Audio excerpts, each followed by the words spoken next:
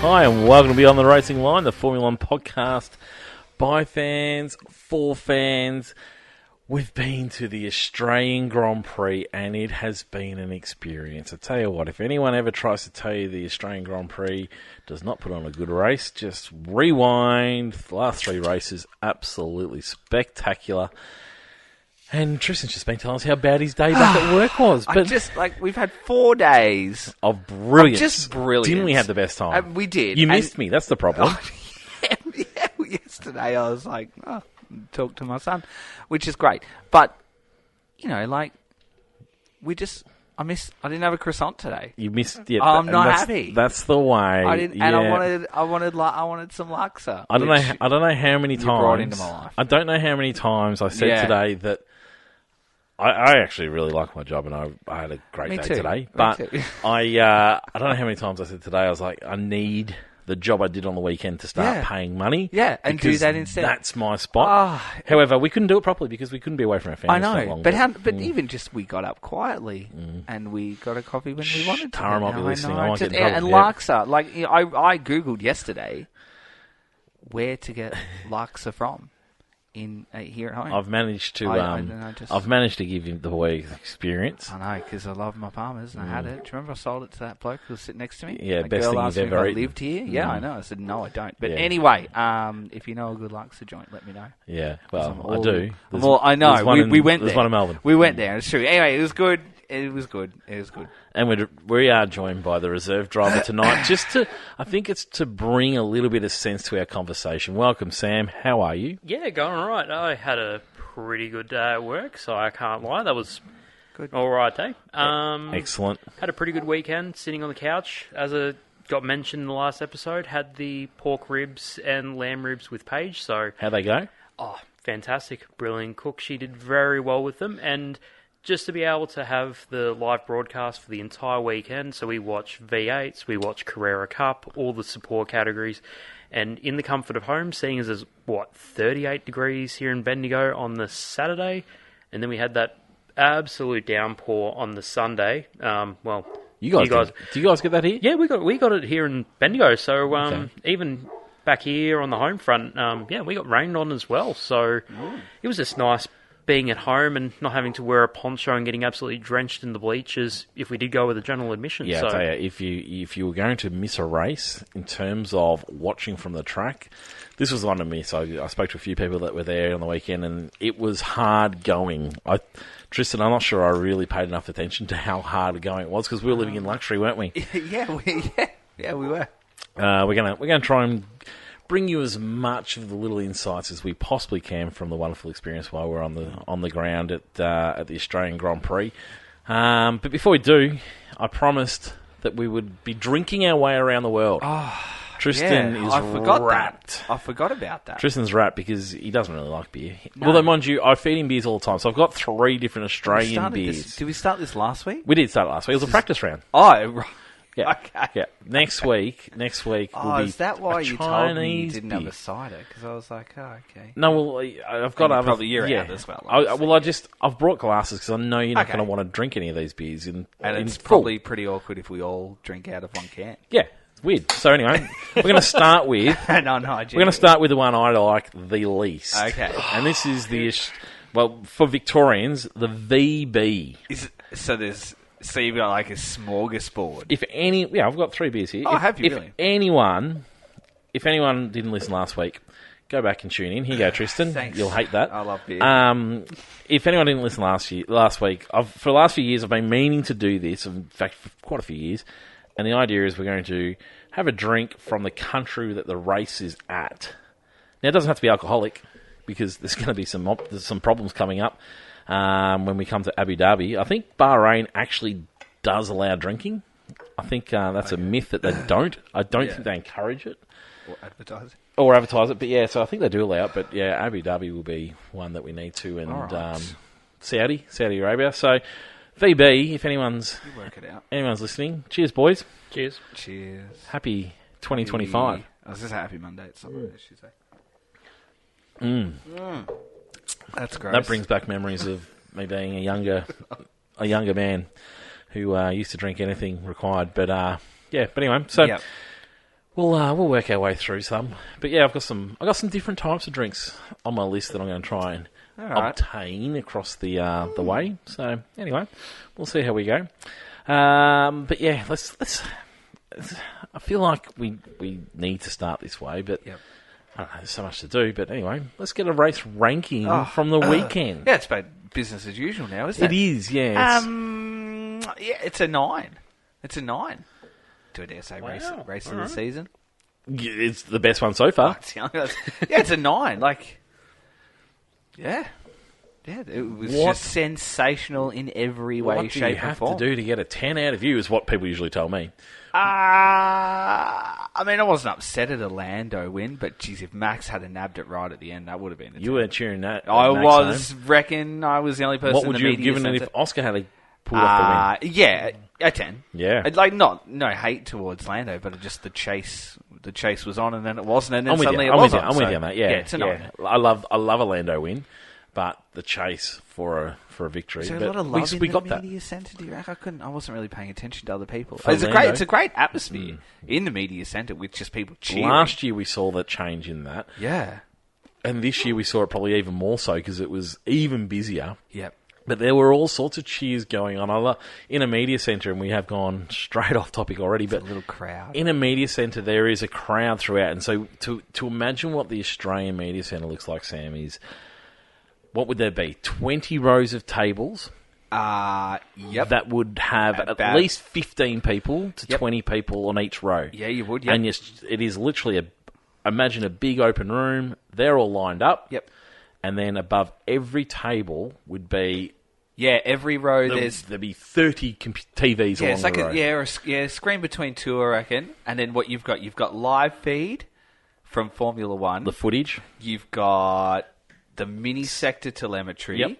You've got the individual sector telemetry, which you get via the teams. And then you've also got the FIA.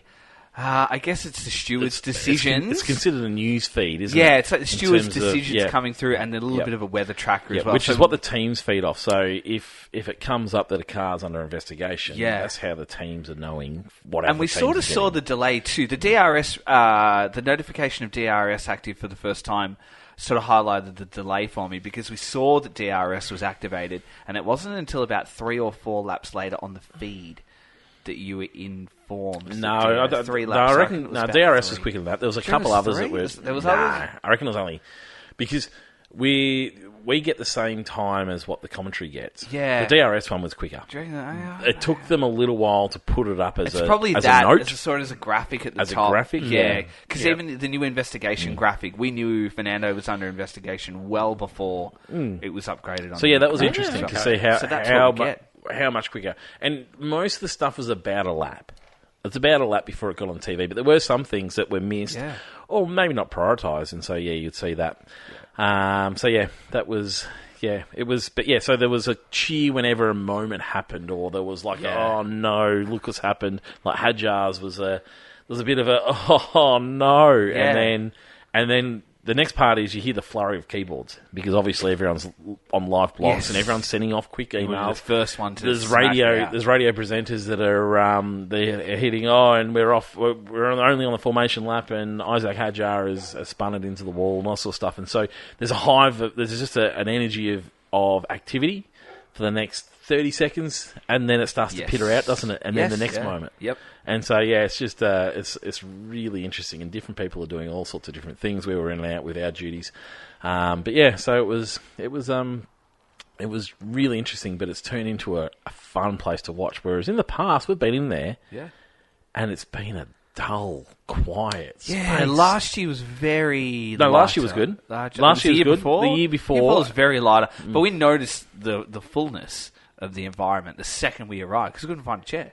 And we were like, well, where are we sitting? Like, where are we working? So, how's the VB going down, Sam? Yeah, it's actually pretty good. It's it tastes much better than I remember it, actually. Yeah. It might be because it's the first beer of the day. Sam is a beer connoisseur, Tristan. As you know, he brews his own beers. That's right. Yeah. First time having VB and... ever in your life? Ever in my life, absolutely. Last time I had it, I famously said that next time VB is offered at a wedding, and that's the only beer at the wedding, I just won't drink. I didn't know it was a famous quote of yours. Yeah, it is. It is amongst fans. Yes, you'll hear it. You'll hear it. What's your race ranking? Because that's what we're talking about, Sam. Went for hectic 7.5. Ooh, you're a hard marker. I think you guys definitely had a bit more of an atmosphere and everything like that, but from the TV broadcast, it was quite muted and wherever they had us directed. So it was interesting that, like in the early stage of the races, you had Verstappen, Lando, and Piastri out in front, and you like watching grandmasters play chess. Like you're waiting for these strategic moves and everything like that. So it seemed quite processional. Yep. And then Alonso happened, and then here we go. Well, that's when I think a lot of the racing just happened. Yep. And, you know, like a lot of the rookies falling out and everything like that, and when the McLarens... Don't give too much of a race preview. But, yeah, just a hectic 7.5. Okay. It's good to get that feedback, because it's very different. I mean, it's incredibly different from our perspective, because we had all that data coming through, and you're alerted as soon as someone's dropping pace, pretty much. Whereas at the track, you get nothing. Well, you've been at the track before. And if you've got a screen, you're winning. If you can manage to get some live audio into your ears that is within a minute, you're even more winning. But generally, you might have one or two of those things, but very rarely anything but any of those, sometimes in some situations. And so it can be a tricky experience from the track, can't it? And so you sort of lose a little bit of that atmosphere in terms of what's going on and the strategy calls and all sorts of things like that. So yes, it's good to hear, or interesting to hear the people from home on TV, which is how we usually watch all our races, in terms of how it was. Yeah, for me, it's a 9 for me. I was thrilled with it, and I'll just apologise for the long-haired golden retrievers doing their thing, obviously, while we're recording podcasts, as always. What do you think of that beer, Tristan? Yeah, I guess it was all right. No, thank you. No, not really. Not really. We got an opening question. We're going to get into all sorts of things tonight, but we do have an opening question. Yes. And we got it out of our... That dog is out of control at the moment. I might have to send someone to restrict its activities. You know how I like to cage animals, Tristan. But yeah, so no, we have got a post from our Fan Frenzy, and Fan Frenzy, I tell you what, that went off. That's because people love us. It went off, this one. I was very, very happy with the feedback. Radio, so opening question. And this comes from Adam Hughes. Yep, very good. What's the weird F1 thing you do every day? You mightn't have an answer. I just want to read this out because it is brilliant. Adam's is his beagle puppy, 1 year old, has his crate train. Now, what that means, Tristan, don't jump to conclusions here. I'm actively listening. Well done. What people do with their dogs, and we started our dogs with this, is you, instead of giving them a kennel, you give them an open crate. Yep. At home, and you put them in the crate, and that's their safe space. Oh. And when it's night time, you can put a blanket over it, whatever, and that's like night time. Yep. And it's about training dogs when they're at home, not to just do whatever they like. Yep. And so, anyway, like your vicious Sorry, animal, yes, hates me, that dog. But anyway, so his beagle, who's he's 1 year old puppy, crate trained. When it's time for bed, all he says is Oscar, because Oscar's the name of the dog, after Oscar Piastri. Box. Okay. And into his bed he goes. Isn't that brilliant? That's brilliant. I'm shattered. I hadn't thought about doing this. Brilliant. I spent 45 minutes screaming at my dog to leave the front yard, which he ignores me and then just walks incredibly slowly. So what's the weird Formula One thing that you do? The weird thing that I do in your everyday life? I don't know. I think I've got one. Oh, good. I don't think Sam. I have one. So you've got a red light and you've got 2 lanes. Yeah. But you know that your turn's going to come up so far ahead. Yeah. So you try to get into that lane. Yep. But then if you don't, you obviously want to get into the front row and see if you can beat the other guy off the line as soon as the lights turn green. Yeah. And then even then, if I've got 2 guys in front of me, I'll think which one of these guys is going to be faster off the mark, and I want to line up behind that guy. So it's almost like Valtteri in Russia in 2018, where if you can't get first, you're behind the faster guy Okay. to get off the mark first. Like, you go. every time at traffic lights, I'll do that. Yep. Scheming to get right off the line and get to my turn, so then I don't have to wait 3 to 5 business days to like make it. my turn. That's Okay. a good one. I like this. I like the slip lane into a freeway. Yeah. There's a really good one if you're going towards Melbourne from Bendigo. Yeah. And you can really build up that speed, and you want to be slotting in between traffic. And my love is just trying to slot in. I really between like traffic. the one from Castlemaine where it's just like try and get really smooth gear changes, put the Duke in sports mode, Yeah, and then and off you go. flawlessly. Yep, yep. You got one? Yeah, I don't know. That's probably it. I kind of Okay. agree with slip lane. I don't know. Yeah. I mean, the other one is always like using all of the road when you've got an open road and you can tell that there's no one coming. Using all the road and using all the sweeping bends and lots of stuff. Highly illegal. Roundabout. Highly illegal. Roundabout's a like a good chicane. one. Yeah, oh, absolutely. Friend Like, of- friend of the safely, but Friend do of I the traffic show, light? Shane Freer, Apparently follows me home. every follows night. you. Well, I think it's to work. And I'm worried about my He's got safety. lots of criticism about the way you use those roundabouts. Thanks, Shane. Yes. Anyway, so yeah, that's it. We're going to get into. We got F1.5 to start thinking about, which Just thinking about. No, and that's Yeah. it's nearly my favourite part of the season. Good, as because should be. after we do the thinking stage, you Yep. usually frustrate me with some of Good. your decisions that you make. Sometimes I do that on purpose because it's fun. I have no doubt, and that's part of the. It's part of the. It's just the part of the charm love of that it we all, have. isn't it? Yeah, it's just that's it. But yeah, so we've got that coming up. We've got fantasy. Off Yes, and we running. do have fantasy. That's a roller coaster. Oh, wasn't Damn it a roller coaster on the weekend? Good Lord. Because I tell you what, Saturday we weren't having fantasy, but yesterday morning fantasy was back on. It's been a roller. And predict. Are we going to go through predict? Nah, Let's do we'll it. We'll Why see not? how we go. I We'll did see how we go. predict. Well, did you do predict as Yeah, I well? did predict. Yeah, Oh, okay. I think we need to create a league if we're going to do this because there's no way to follow what anyone else has done. But anyway, I think we'll do predict. I'm pulling rank here, and we're definitely going through predict. All right. So we're going to get all of those things, but we're going to do the race review first. And I think the best way is going to be Yep. is we're going to have to go through all the drivers, and we're going to have to go through all the drivers this week. All of them. Well, yeah. But sometimes we sort of skip through a few because they don't really interest us. Rookies won't take long. It is going well. It's going to be a talking point, isn't it?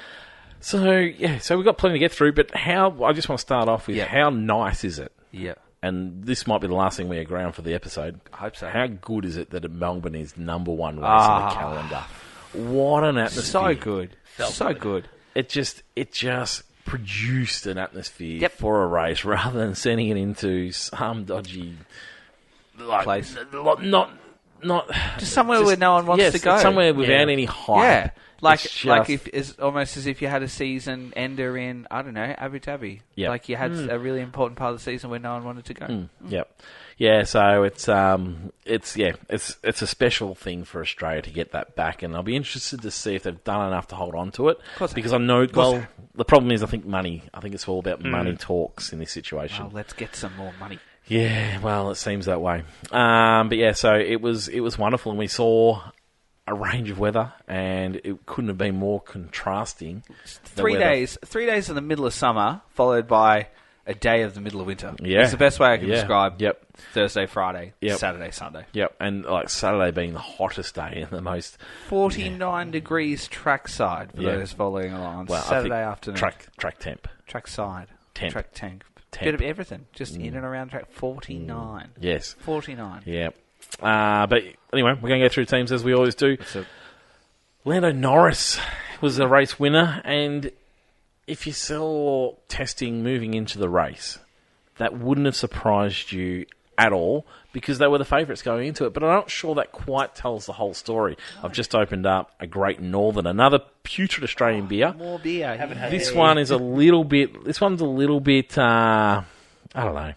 It's a little bit tasteless. This one you'll find. Do you want some more? Do you want some, Tristan, or you can't be Some more bothered? beer. No, I'll join in the Good on you. festivities. So yeah, so out of testing, you would have thought that Lando Norris was going to be the clear favourite. It was going to be easy for you to see how that was going to work out because testing sort of suggested that McLarens are going to be on top quite easily. He's the senior driver out of Piastri and himself. He's sort of had the edge over him for most places that they've gone to recently.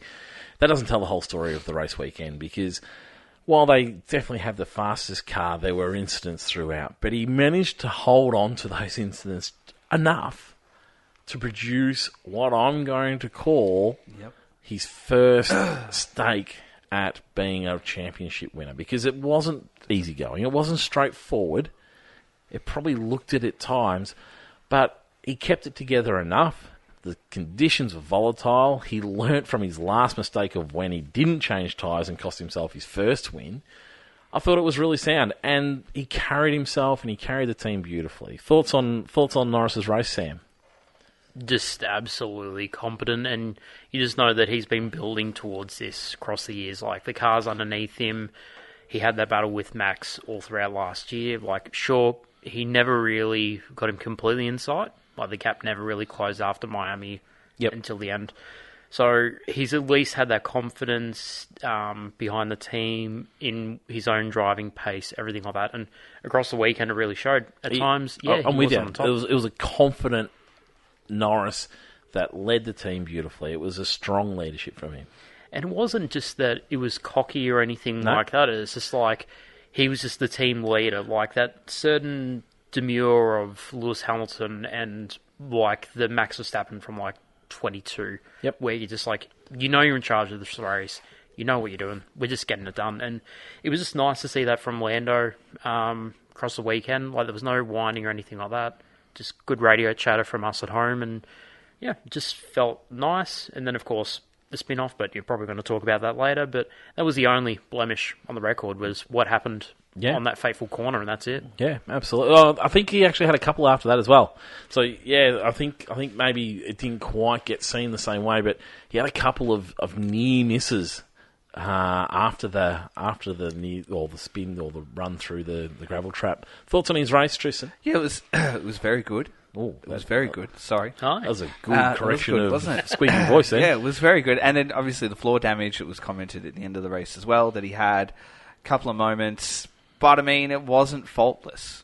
No. There were plenty of opportunities for it to be stolen. So I don't know that I would say that it was the first step to being a world champion or anything like that. It was a very good race. I still think that others drove better, but maybe didn't get the result to reflect that. Yeah, I don't disagree with that.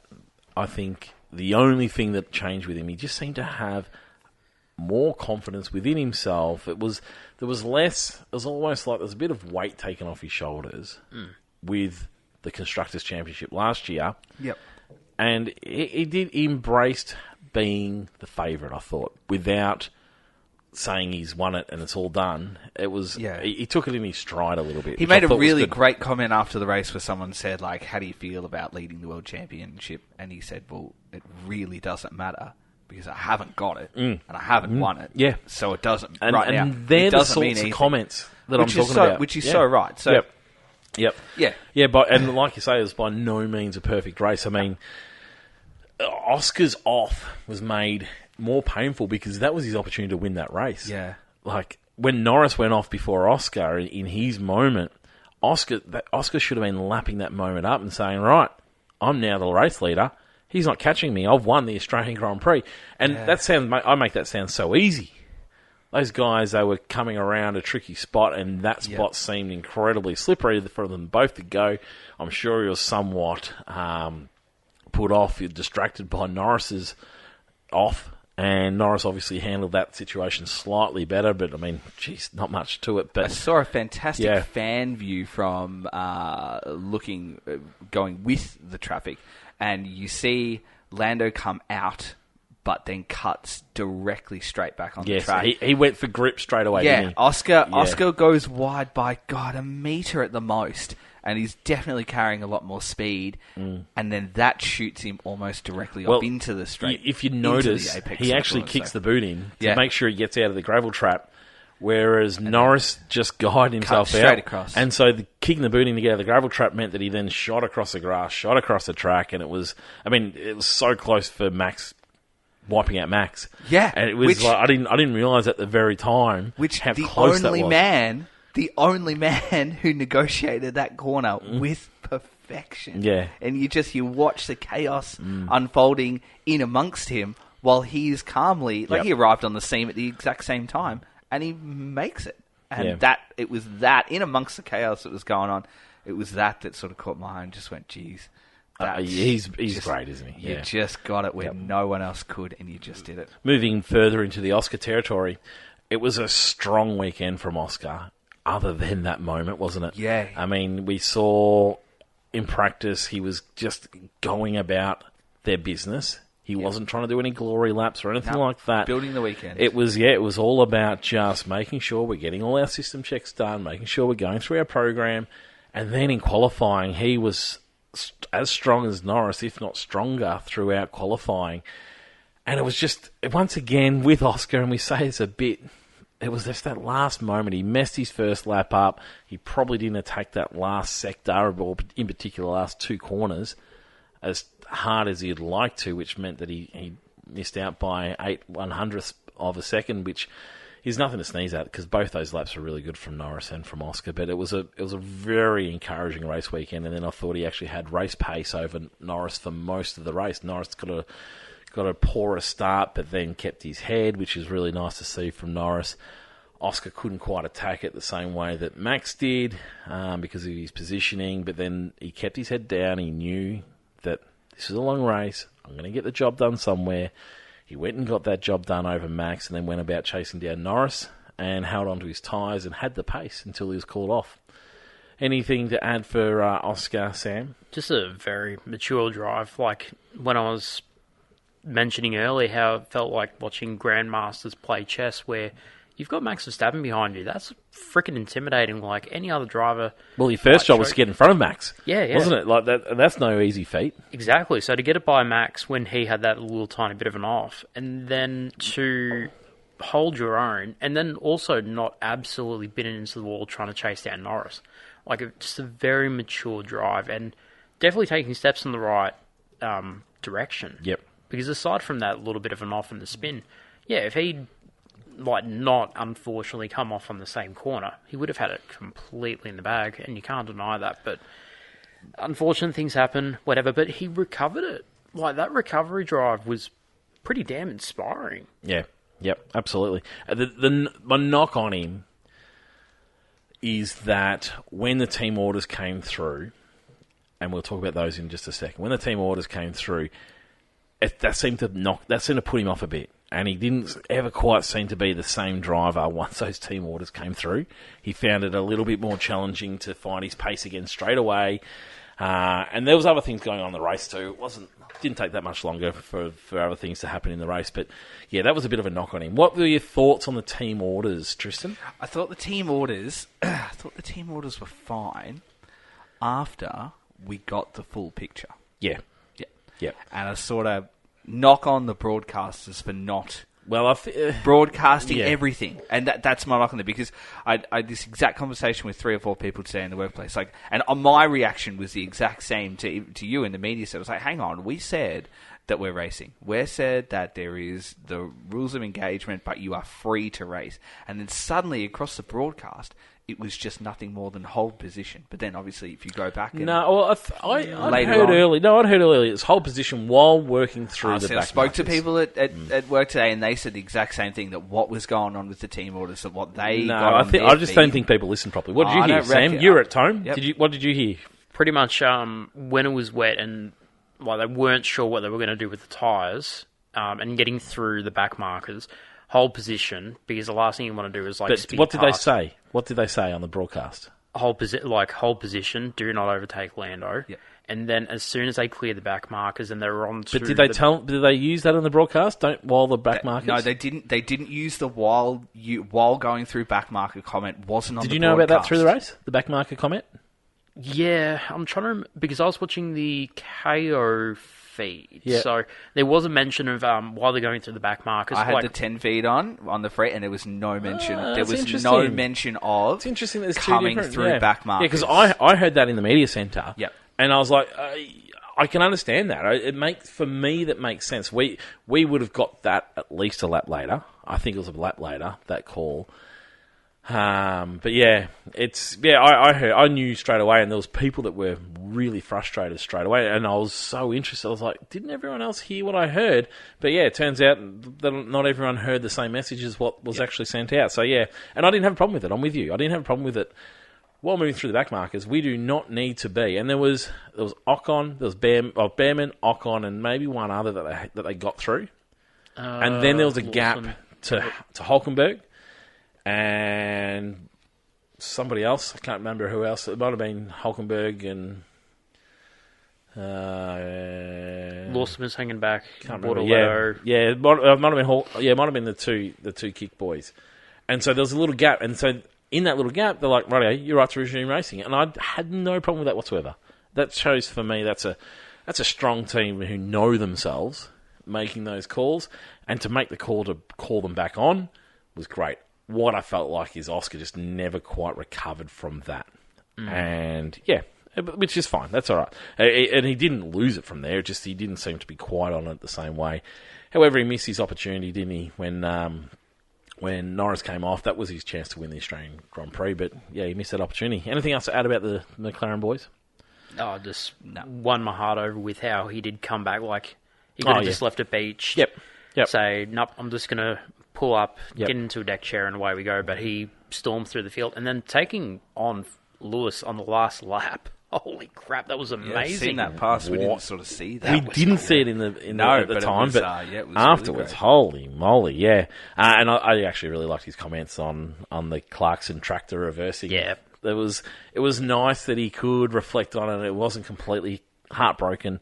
So yeah, no, it was it was a nice moment. We've touched a little bit on Max, but the Red Bulls seemed absolutely nowhere. And then lo and behold, all of a sudden, who would have thought Max has managed to put it on the second row of the grid, third position for qualifying?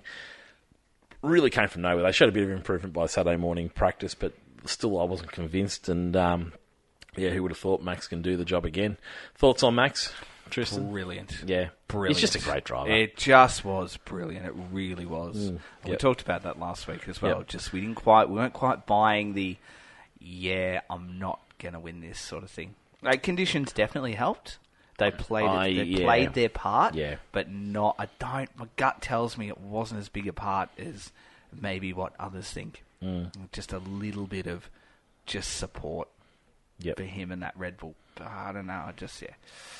You do, like I said last week, you can't discount him. No, you can't. You cannot sit here and write him off, because the past 4 years he's done little to not much wrong. Yep. I've got another theory on Max's position, though. Sure. Max did really well, I agree. However, everyone around him did really poorly. Correct. In qualifying, in particular. And then come race time, the Ferraris should have been in that gap between McLaren and Max. Yeah. And Russell really should have been in that gap between them as well. But neither of those teams really knew what was going on through the Australian Grand Prix. And so, and in the lead up to the race. And so, yeah, there was a gap there that Max left and no one stepped into it.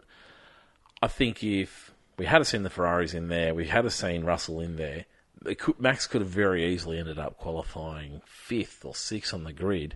And it would have been quite a different story then, because we know that Red Bull doesn't necessarily like following. It's interesting that he could keep the tyres alive for a certain amount of time, and then when he dropped away, when Oscar got him, he dropped right away, didn't he? That was a significant drop away from Max. Yeah. Thoughts on Max's race, Sam? As soon as it starts pouring down, I'm thinking, do we have a Brazil from last year on our hands? Like, all bets are off. Like, this guy can pull off anything in the wet. Yeah. Agreed. And that's the thing, though, is that he is just such a phenomenal driver, and probably when we get to Lawson, you're probably going to question the car a little bit, but it's Max. Yep. Like, you could put him in a fair majority of cars, and he'll pull out the best potential of that car. So is the Red Bull potentially, like, 4th best car? Yeah, but then Max is putting it into 3rd position and then into 2nd. Yep. Loving his comments in the media at the moment. They're a little bit short. There's something weird going on. We noticed about this across the weekend. We noticed in the press conferences that certain journalists are getting really short answers. Now, whether that's to do with their poor questioning, I'm not entirely sure. I think there's an element of that. If you give him something poor, he won't give you anything back. If you can give him an insightful question, he'll give you a little bit back. But yeah, some of the stuff is really witty at the moment coming from Max, and I quite enjoy a bit of it. And it's nice to see that personality and that comfortability in himself these days. just completely shine through. He knows who he is, and he's not trying to be anybody else. And I really like that about Max at the moment. Lawson, so we do go through teams as it is. Lawson was a bit of a different story for the weekend. He was the controversial hiring coming into this season. There wasn't people weren't completely convinced that he was the right man for the job, and I'm not sure any of that has really been squashed just at the moment. How would you react to his weekend, Tristan? Oh, jeez. It was very confident. It was very up and about. He was very boisterous and outspoken with the media and fans, and just sort of, I don't know. I haven't seen any of this. It kind of put me off a little bit. I haven't seen any of what you're talking about. I know, here, but it was so like, yes, look at me, I'm part of Red Bull. Like, for me, it was a little bit over the top, and I wonder if it was portrayed that way because Max has dialed it right back. And then... Sam, I've just got to interrupt. Have you seen Lawson over the top in terms of media appearances showing a bit too much arrogance? I haven't seen any of it. I wouldn't say arrogance, just overconfidence. He tries to bring that sort of Ricardo charm. Like, to me, when I think about, like, Lawson's media appearances, like, when he was talking, like, he was on a podcast and he was talking about him and Yuki in FP, like, F3 days when they had that crash in Macau and then they saw each other in the elevator. And then last year when they were doing AlphaTauri stuff where they were mucking about in the restaurant and everything like that. And even heading towards the weekend and everything, he seemed very live and animate. And then when the mistakes started coming through, he just sort of dialed down a bit. And then obviously the Grand Prix just floored him. And a little bit more humbled. But at the same time, when it's your opener and you sort of get lumped into whatever, like all the other things that happen to the rookies, I think he just sort of brought down a bit. But it'll be interesting to see how he behaves when he goes into China. Oh, it's all about the response from here. So Tristan, you'd really seen a little bit too much confidence from the man. Yeah. I didn't see that. He's got a bit of swagger, but I hadn't really seen that. But man, he like Sam just said, like the weekend couldn't have gone worse. He got brought down to earth really quickly. Yeah. Really quickly. And Red Bull weren't looking strong on the Friday. Nope. And it was looking like he was just a poorer performer than Max through that system. Yeah. Max turns it around on the Saturday, and Lawson's nowhere to be seen. Misses FP3, and that did not help the situation at all because he couldn't do his qualifying setups. Yep. He had to rely on what Max was going to bring, and then that dropped on him. So I think I'm not sure enough of that has been realised from everybody. That was a really tough situation to go to your first qualifying relying on somebody else's qualifying setup without having done any of those quali runs on the day. I think that's a challenge for him. But and then we move our way into the race, and it just didn't happen there. No, it didn't happen there. That's for there sure. Either. I'm going to be really critical on him, and probably not even so much more him, but on Red Bull and Christian Horner and the way. God, even Helmut Marko as well, for the way that they have sort of put him up on a pedestal for, better terms, where they talked about the potential that he has, that he's already quick and there is nothing but upside. Really, when you just look at results and the way he went about the weekend, we didn't see any upside there. Helmut Marko did him no favours by then, in whatever way he was asked, by grading all the rookies. All of them. And I mean all of them. I couldn't agree So he's more. done himself, he's done Horner, Red Bull and Lawson no favours by making those comments because at the end of the day, half those rookies outperformed his rookie. And then even just him and the way that he's sort of been going about himself, as I said, and then again just humbled, like really well said, Sam, like humbled right back down to earth, and even his comments like, geez, I'm slow. So, when you keep sort of sprouting yourself and throwing all these things out here at other drivers and talking about the upside, and then you watch all of those people outperform you cannot expect people to turn your direction and start sort of applying a little bit of heat. So I think the best thing for him, the best thing for Red Bull over the next month is just say nothing and do nothing and just put your head down and just get 4 nice races of something. Something that can sort of help us as fans to look at them and him and the team and go, yeah, okay, maybe you have made the right decision. It's really challenging that. We've just come from the media centre. I know. And it's really challenging to say nothing. But if he's going to take an example of that, and I agree with you, I 100% agree with you. Concentrate on your driving. And it will sort itself out if you're good enough. The best example is Piastri went to McLaren under all sorts of circumstances. He was pried out from underneath Alpine's nose. And that was controversial. And it was controversial to be taking Dan Ricciardo's position in that team. And he wasn't necessarily a really popular figure in all of that. And the pressure was going to be on him. If he didn't start performing, pressure was going to be on him. And he went into the Mark Webber mode of, my job as a driver. I'm not a comedian like Dan can be while he's a driver, or like... You can do that later. Yeah, that's right. You don't need to look super cool like Hulkenberg and all that sort of stuff. Just go about doing your job and do it quietly and do it humbly. And I agree. That's exactly the right path for Lawson. And if he's good enough, we'll see. We'll see that, because we saw within 5 races that Oscar had something special. So we're going to find out from Lawson. But yeah, I tend to agree. His issue is Red Bull don't do that well. No. Because they've got all these barking dogs within that team. Helmut Marko, Christian Horner, Jos Verstappen. There's just so many people in that team that want to make comments and need to make headlines. And it's just, and their social media team smash him with all sorts of things too, and I think that doesn't help as well. No, I don't think so either. No, I felt for him though. I really did feel for him, because it wasn't all his own doing. That free practice 3 was really harsh on him for setting up his weekend, because when the team turned that car around, he didn't have any of that feedback. No. And the driver that did exactly that really well was Bortoletto across the weekend.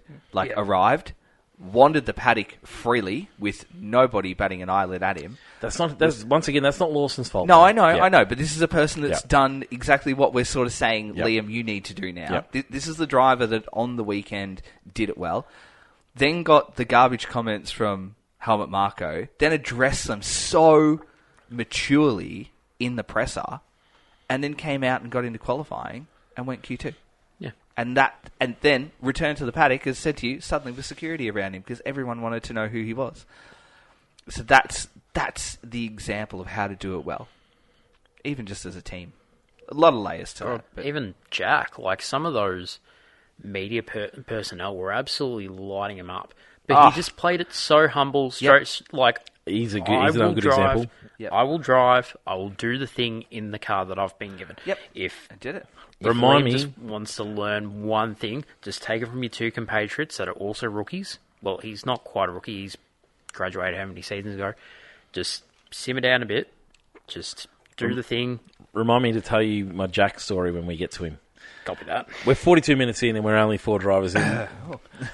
Georgie boy Russell, he was third. He had what looked like, from all intents and purposes, as a really anonymous race. He wasn't fast.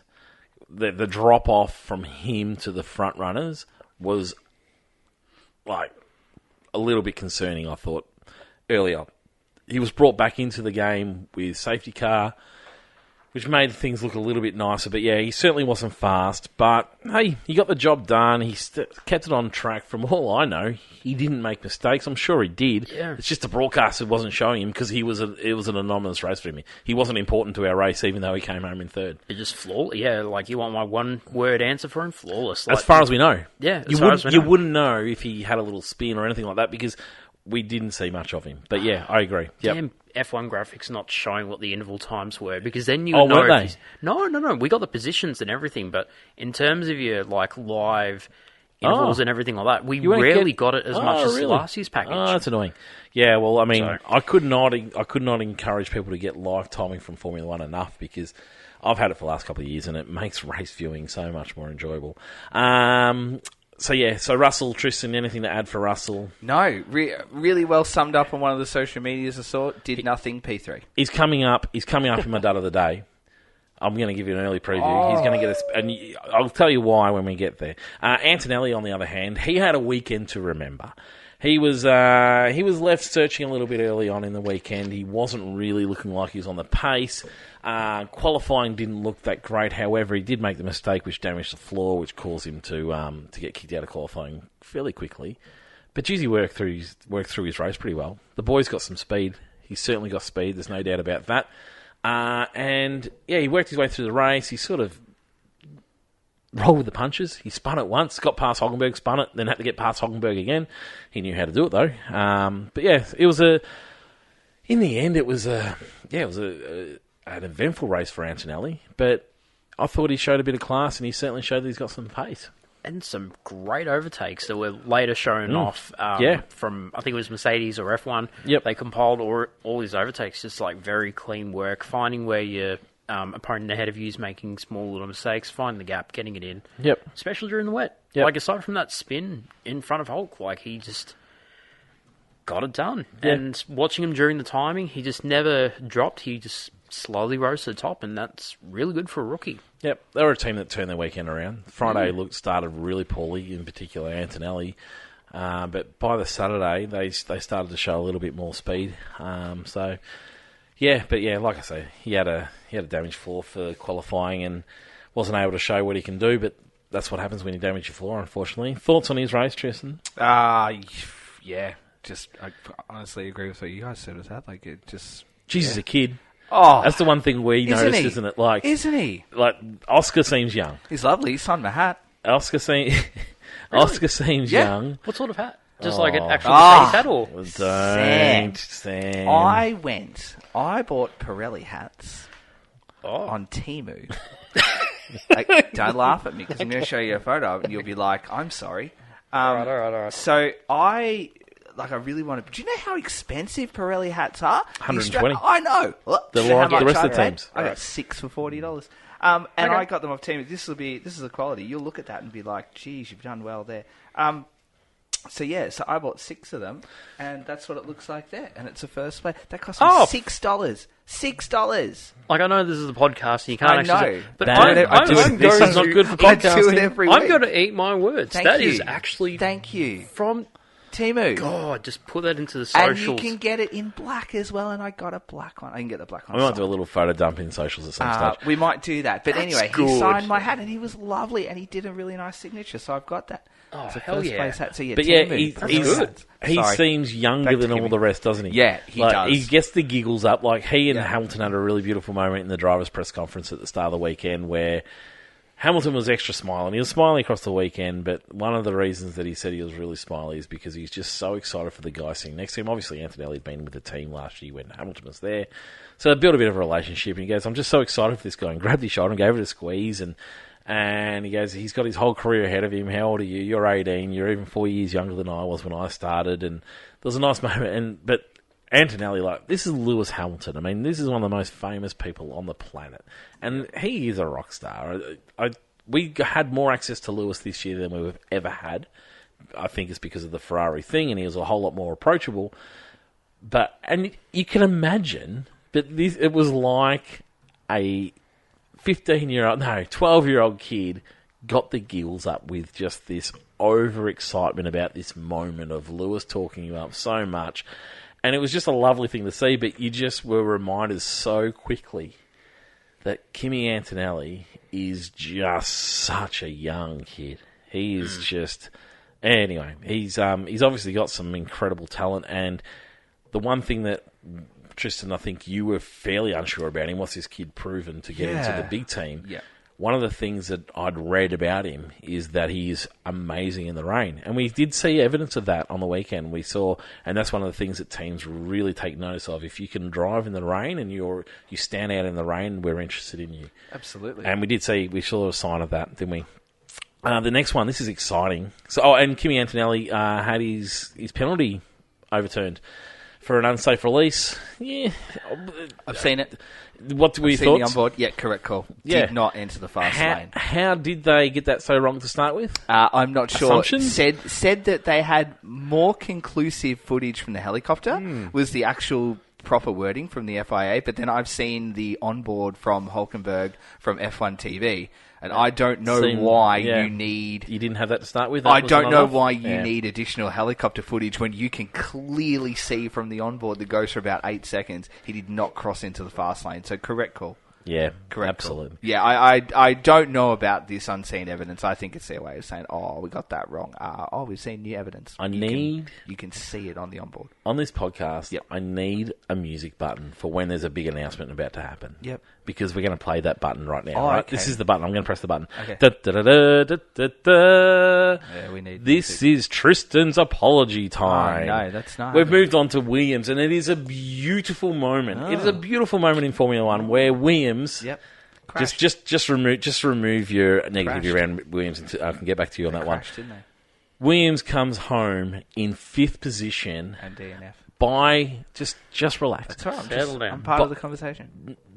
So they come home in 5th position by merit, and that is not something I think any of us were expecting to say in the last 10 years, and it is nice to see that there's been that turnaround from Williams.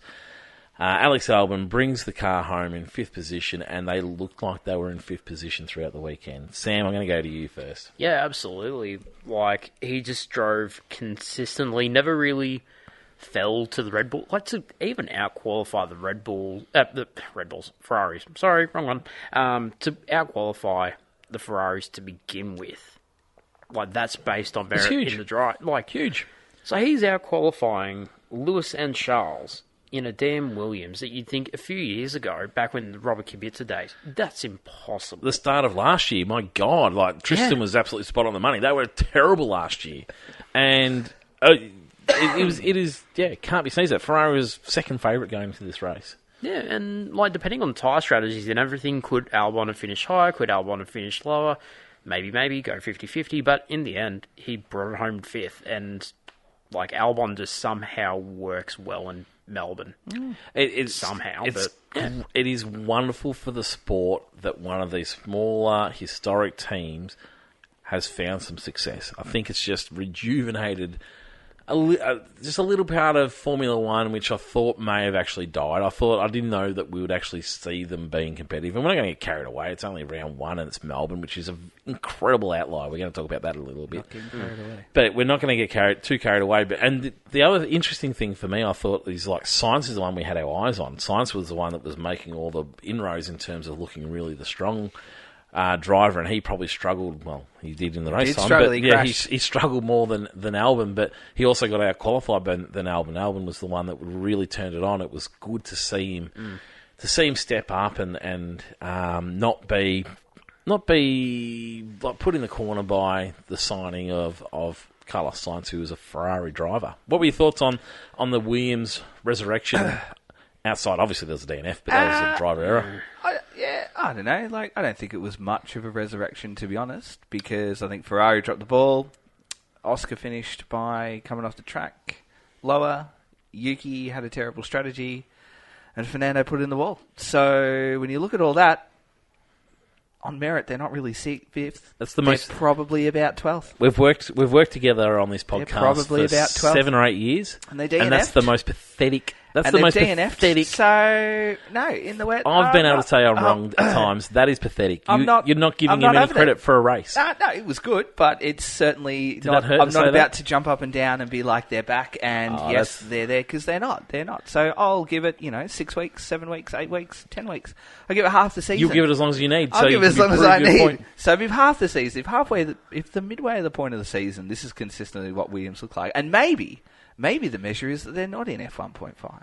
Maybe that's the measure. Then, yeah, fair enough. But after one round, when one DNF'd in pretty atrocious conditions, no, I'm not ready to jump up and down and be like, yes, you've turned it around. It wasn't like... I just don't think it wasn't like all of their work was done in the poor conditions. No, either. I know, but you can't... But Ferrari played a huge hand. They qualified well. Quicker.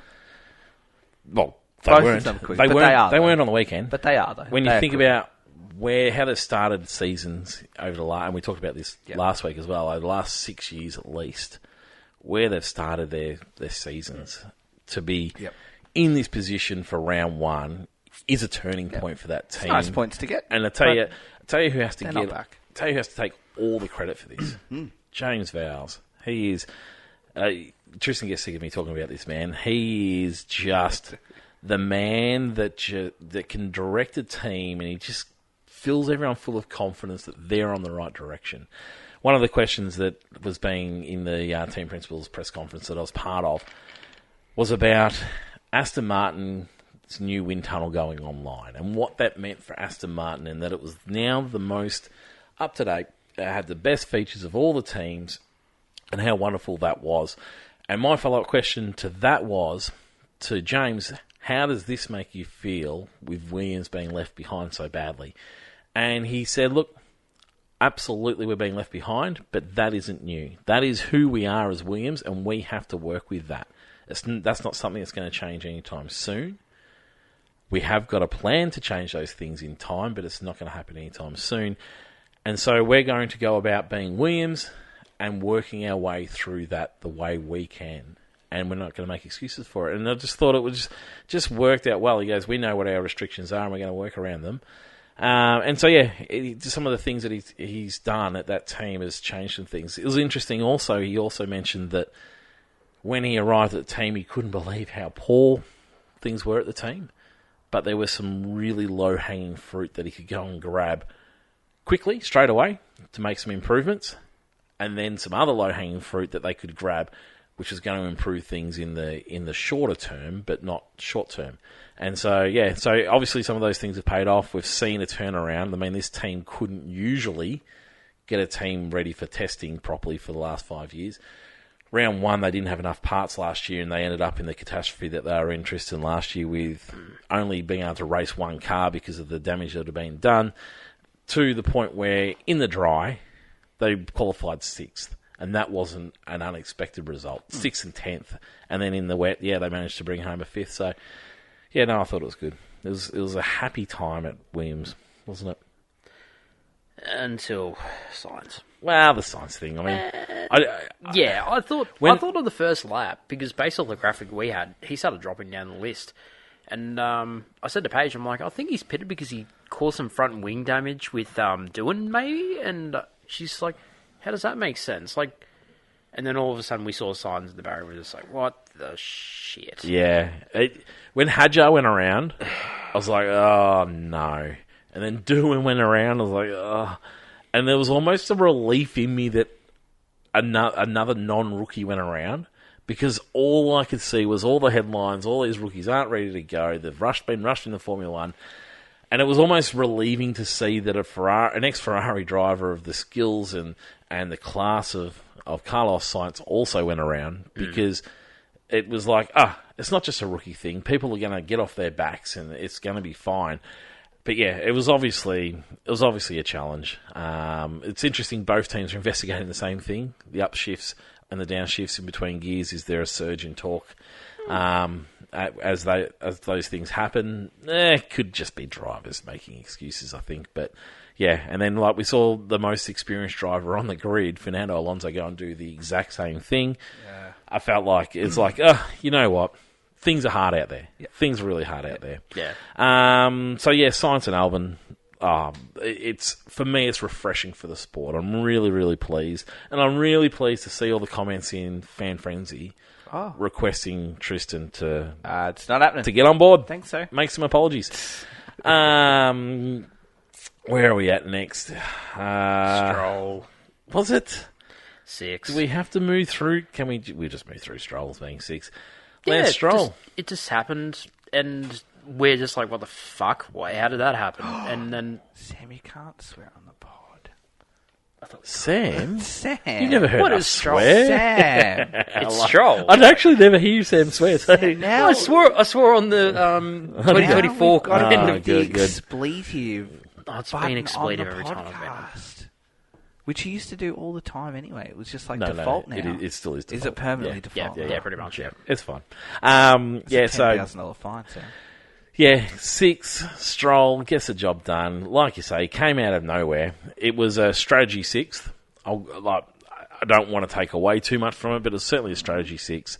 But I'm slightly relieved because they're not in the nowhere land that we were worried they were, Tristan. Correct. For this round. Correct, for this round. One thing that every team principal that I spoke to after was in press conferences with after the race, every one of them reiterated 1,000 times, and this is the message I'm going to give to all our listeners, is this track is an incredible outlier. This is not a form guide by any stretch of the imagination. Saturday will be.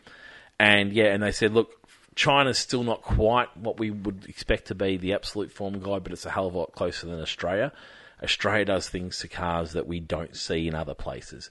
And so it is a sign of a strong car, but it isn't a form guide whatsoever. So, yeah, we might still see that Aston Martin isn't anywhere, but I feel like, no, they've made a step that we weren't necessarily sure was going to come. So, yeah, it was nice to see. Stroll obviously performed well. Alonso, he's in a weird place, Tristan. I tell you what. Tell me, what are you thinking?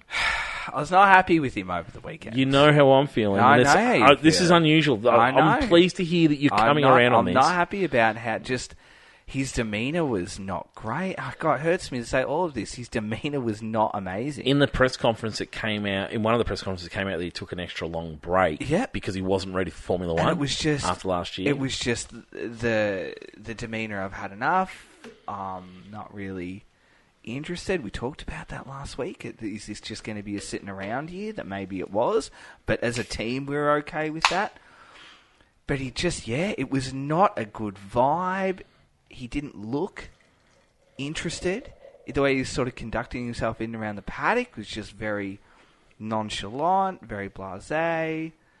The presses, and to be giving no information to journalists, but for I'm not quite sure what reason. Outspokenly saying, I'm not going to give you any information about the car after I can understand Max's perspective on that. He's been hammered for very little, and he's like, you know what, fine, I'm not saying anything. Yes, that makes sense.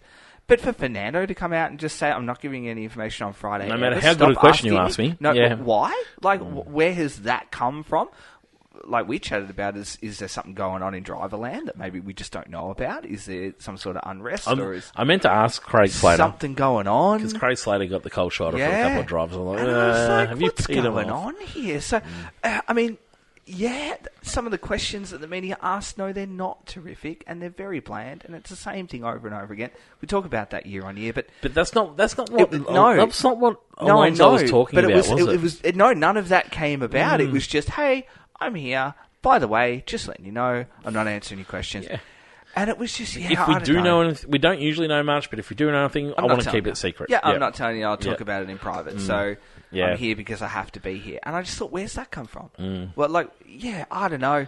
And then to drop it mid-race. Dropped it mid-race for a man that shouldn't be dropping it mid-race. I couldn't agree more, but we saw some unusual droppings. I get we saw some unusuals, but he's a little bit out of the ordinary and can probably and really can negate any situation and should and has and will 99.9% of the time. All right. So I don't know. This is you've been dancing around this for this last minute. Sure. Has Fernando Alonso gone 1 year too long? Because Maybe. I can see this is... Maybe. You've never conceded No, this. I know, but I have. I have to. Huge. We had this revelation on the car on the way home from I have Sam. to. That maybe, maybe it is. Maybe it's one it might be too many. Well, it might be an outlier. It might be. We might see a rejuvenate... A talkative Alonso is magnificent. Yeah, it's a happy Alonso. We saw that a couple of years ago. You get some great insight from him. He was being a mentor to the young rookies coming through at the time. Do you think he's had a gutful of having to support crappy teams? It could be stuff like that. Maybe he does know the team is still crap and this is an outlier. Yep. And he's going to have to say nice things about Stroll. And you know what? He's had a gutful of it all. Maybe. And he's only just realised, because he hasn't been talking to anyone, that Adrian Newey's not actually going to do anything for this car. Yeah. It's all about next year's car, and so he's got to get through the year. Yeah, so look, I don't know. Maybe he has, and maybe the elder statesmen of the sport are really now he and Lewis, and that's it. That's it. We're in a full, with these rookies that are on board, we're in a full, rejuvenated, brand new generation of drivers. We've got 6 brand new rookies, and the elder statesmen that really are there, that will be there in 2 or 3 years' time, is Max, is Charles, is Lando, is George. Yep. They've now taken that step up. Yep. whereas 4 or 5 years ago they were the rookies. So yeah, maybe You're an it Aston is. Martin man, Sam. What are your thoughts on the weekend and where they're at as a team? Australia was just such a curveball that, again, I would have thought that Alonso would have gone the 6 and Stroll would have been the one that spun off. But Yeah, there was a here we race for are. Alonso to make the most of it. This was the one. Yeah. But even with how hot it was on the Saturday and then how wet it was on the Sunday, I just don't have much of a thought about it. I really want to see how they go at Suzuka. Like, to me, when Suzuka is pure driver skill and they have to wring the neck of their car to get it anywhere around Suzuka, that's where I'm going to know, all right, is Aston Martin potentially going to be an F1.5? No excuses. They could still be below that, but yeah, it'll be a watch. 1.75 them. Yep, absolutely. Probably the positive one for the weekend, just looking at our time, it's still taking a long time. Kick Sauber are not where we thought they would be, Tristan. Once again, the track's an outlier, and every team principal wanted me to be absolutely aware of that, and I want our listeners to be aware of that. But they weren't nowhere. They were not somewhere terrific, but there was a real risk that they were going to go through another season of developing towards 26. They're the only team that brought upgrades to this track. How do you upgrade a car? A car that is, From testing? How do you upgrade a car before you've raced it? I don't know. But anyway, so yeah, they actually brought some upgrades and it made significant differences. Absolutely. The team were quite happy with the changes that had made to the car. So maybe they were a little bit behind the ball and Maybe. didn't quite get things done in time. Hulkenberg once again squeezed out a result, which was quite nice. In terms of picking up 7 points, I don't think the team scored a point last year, and all of a sudden he's on. What's he picked up with that? 6 points already. Bortoletto, not quite as impressive, but yeah, I mean. Actually, I probably disagree with you. I think equally as impressive, to be quite honest. Well, the DNF didn't help DNF in terms didn't help, of result-wise. Just generally across the weekend. Actually quite as impressive. It was a pleasant surprise. And hopefully there's something for them to work with this year, because I was concerned that they weren't going to have anything to work with, and it was going to be, it's going to be one of those years for them. But Bortoletto, he's a nice breath of fresh air in the paddock. He seems to know his stuff. He's skilled. I like that he had a good weekend after Helmut Marko's comments. B grader outdid most of his A graders, so impressed. We've talked about Piastri. Next one was Charles Leclerc in the Ferrari. The Ferraris was the interesting watch. Never quite there all weekend. Kept expecting them to come alive. They looked like they'd come alive a little bit. I did look like they were okay through practice on Friday, and then Saturday they went missing. And I was expecting them to come back alive after that, but they just didn't. Missed something there, Ferrari. I'm not entirely sure where their pace went. Sam? I don't know if it's just Lewis trying to get used to it, how Charles might be feeling the pressure from Lewis and the rest of the team as to, we've now got a world champion in our team as well. We need to kind of get a move on. Strategy calls, absolute fumbles. Why is there water in my seat? That is water. That was a beautiful comment. Please add that to the words of wisdom. Like, we were listening to this on the live broadcast. Yeah, there was a great giggle in the media centre when that comment was made, wasn't it? Yep. Please use more K1, that sort of thing. Like, just everything to do with the Ferrari strategy, and I can just imagine that Charles is sitting there, and he's the one that knows the Ferrari team best, and he's just like, God damn it, why do I have to keep going with this? I like the use K1. It'll be good practice for you. I was like, far out. You're in a Formula One Grand Prix. You're driving to win a race. You're not practicing to do things. It came out today that apparently Lewis doesn't have a K1. I saw that, and that Charles has two. Whatever K1 is, which I was trying to work out whether that was like a joke meme or no. I think it was legitimate that maybe he doesn't have one. But there was teething issues with Lewis. There was. Charles just never quite looked right, did he? They raised the ride height on the car, and I think that they got that wrong too for plank wear, and that we questioned the full wet setup after qualifying, and I feel like they did go full wet. They definitely loaded on some downfalls. They definitely went in the wrong direction. Didn't pay anything. No, paid no dividends whatsoever. Yeah, so I think as a team, they got it horribly wrong. Yeah. The strategy call was horribly wrong. You could tell that Lewis is trying to be really like, the conversation between him and, is it Riccardi? I can't remember. Riccaro, his engineer. That relationship is just, it'll be right. It'll be right, but man, it's in its infancy, isn't it? Leave me to it, please. Yeah. Whereas if that was Bono, well, obviously, almost a decade of working together. You're just like, leave me to it. There's no pleasantries around the pleases. No, and thank yous. And it's very formal at the moment, and I think there would be a little bit of awkwardness. Hamilton's comment in the press conference after the race, and he was still smiley. I was one person back from where he was, and I would have been from me to you away from where he was when he was talking. He was still really smiling, really positive, but he was really honest as well. And he said, "Look, I don't know what to do with his car yet, and so when things aren't going right, I don't know what tools to use to bring this car around." And when he speaks like that, I mean, I guess when things are going well and the car's running well, you don't have to worry about those things. But for a race like this, it was thrown right into the deep end when things aren't developing the way that you hoped.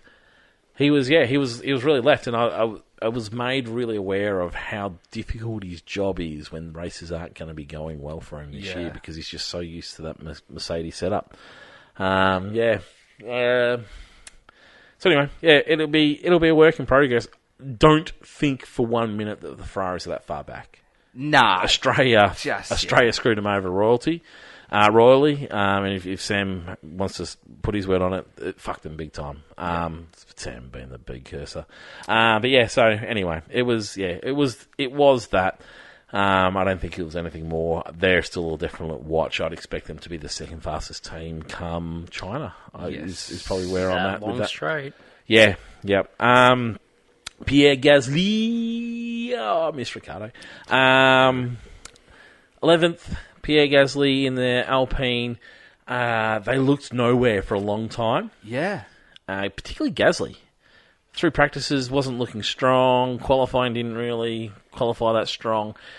And probably, the team still were fairly nowhere. They're a bit of a disappointment in terms of they showed some really good pace through practice. Yep. Through practice, no testing. They didn't show great pace through practice. And Gasly was outdriven by Doohan in all aspects other than Doohan messed up his important lap in qualifying and then copped a yellow flag because of a spin from Hamilton, which cost him, but otherwise he outqualified Gasly, which is a really nice sign. And then obviously Doohan had a little issue on the first lap of the race. Doohan looked like he had as much speed as Gasly, not that we saw a long run through race conditions. But for Doohan, positive. Gasly was concerning. Alpine's a little bit concerning. Thoughts on how that all went, Sam? Yeah, I felt Jack was doing the best he could with the weekend, and with Gasly just sort of being that more senior role and finishing 11th, and at one point he was in 8th? The points, yeah. Like at one point he was 8th, and that was very much strategy based. It wasn't performance based. Yeah, no. So, they're better than where they were last year. Yep. Last year again was absolutely bottom of the pile. Like you're down there with Kick and Williams. At the moment, I think everything's just up in the air until we get a solid dry race where everyone can finally separate out. I think they're probably another one, like Ferrari, I think, put them in China, and they're going to be up there pushing the best of the rest with Williams and with probably the RBs again. Although, mind you, I'm not sure whether the RBs were flattered necessarily, possibly this race. But, I think it is still a watch and act on this one. Alpine, anything to add for them? No, I think, I think they'll come good. I just have a bullish feeling about them. Press conference with Ollie Meckies. Yep.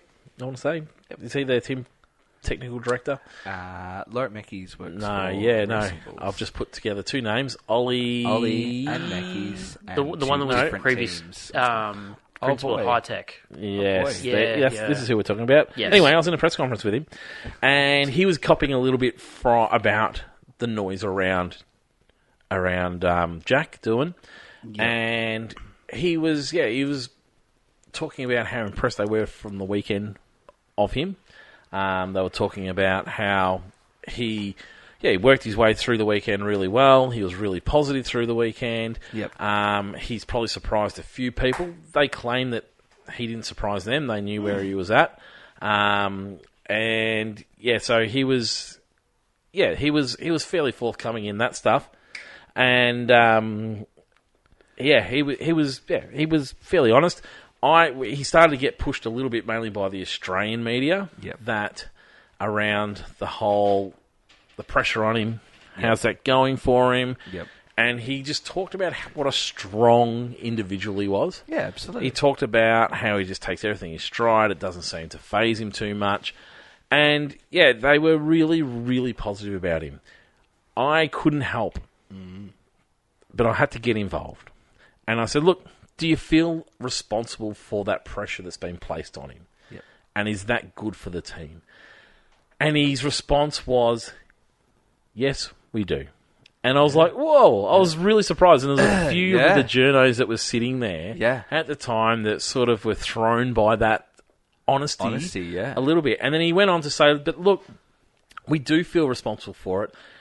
We're not sure that we've dealt with it the best way possible. However, you guys have taken it probably further than what it needed to go. Yeah. Because every team has reserve drivers. Yep. And I thought, and every team tries to get the best quality reserve drivers they can get. Yeah, and it's just unfortunate. And we've got grabbed. two. Yeah, we've got one in the simulator who's worked all night. We've got, you can leave that one open, Sam, if you want. We've got one in here because we want a reserve driver at the track, and that happened to be Franco Colapinto. And that's probably... Is it the best for him to see him sitting in the corner of the garage while he's driving out? Probably not. Probably not, yeah. And then his next comment, and this is the part I absolutely agree with. Yep.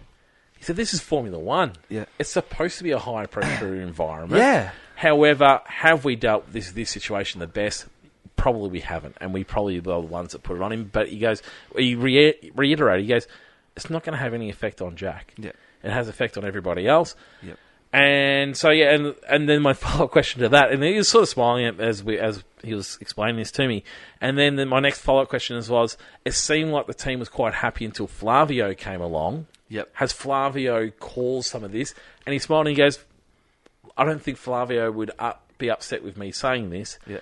Flavio pushes harder than anybody. Yeah. And he is the person. But he made a bit of a comment saying Flavio doesn't make all the decisions around here. No. But he's just brought his way into it all. So I thought he answered it really honestly. I thought it was a nice little insight that they had that confidence for him. And that he said he doesn't know whether to be concerned or not, but Jack managed to come in, take responsibility for it, and move on before the race had even finished. He goes, that just shows a sign of great maturity. Part of me thinks that he should be more disappointed, but then he's such a professional, he knows he's got to move on pretty quick. And so, I thought it was really interesting. It was an interesting conversation with him, and I really enjoyed their honesty, and I think a few of the other journos at the table at the time also really enjoyed that honesty from them. So, it was interesting. I'm trying to find his name. Ollie Oakes? Ollie Oakes, no. Ollie, no. Nah, I can't find it. No, I've got Dave Greenwood in my press conference information. I've got him. I did have him here somewhere. I wrote his name down somewhere. Anyway, it was interesting. It was really interesting. All right. Who are we missing? V-Car Boys. Oh yeah, the V-Car Boys. So their best result was Yuki Tsunoda, who had a fantastic race. Where did he finish? Did do a fantastic race. I'm trying to find. He was in the they're points. called and racing he fell balls. out. That's why I can't find them. Yeah, they're not right. called V-Carb. So he finished in 12th. Yuki Tsunoda had a brilliant race. He was one of the star performers, I thought, from the weekend. Yeah, he took P5 at one stage, and then I think strategy... Qualified 5th, didn't he, I think? Yeah, I think so. Yeah. And then strategy really just... And the weather and all that. There was a few victims of strategy. He also had a massive off, if you haven't seen it, in the same place that Norris and Piastri did, yes. as well, and almost collected Hulkenberg on the way through. Yep. But and that, I think, was pretty much everybody throughout the race yeah. weekend. It was everyone had their moments. Except for Max. No, he slipped. No, on, Max got overtaken by slipping off the road. He slipped off at turn 11. Yeah, He he went onto the collected escape it road. Yeah. exceptionally well. No, he lost his spot at the turn and pretty much turned it around. Yeah. We didn't see Russell's, but I think I saw an off from everybody else throughout the weekend. Russell's was off in practice. Yes. I was down at the car park area watching that. Yep. But, he did really well. Isaac Hadjar was having a great weekend also. He was. Yep. And was looking the goods, and then, he formation lap. I mean, it's not the first time it's happened. And it was the conditions. All the time. Well, not all the time, but the conditions. Yep.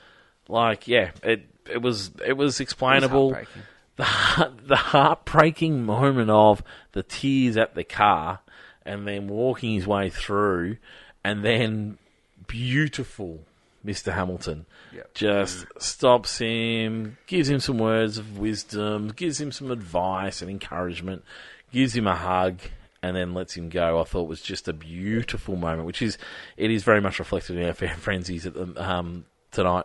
But so it was interesting. It was really interesting. The Helmut Marko comments just are unforgivable about the embarrassment of him crying about it.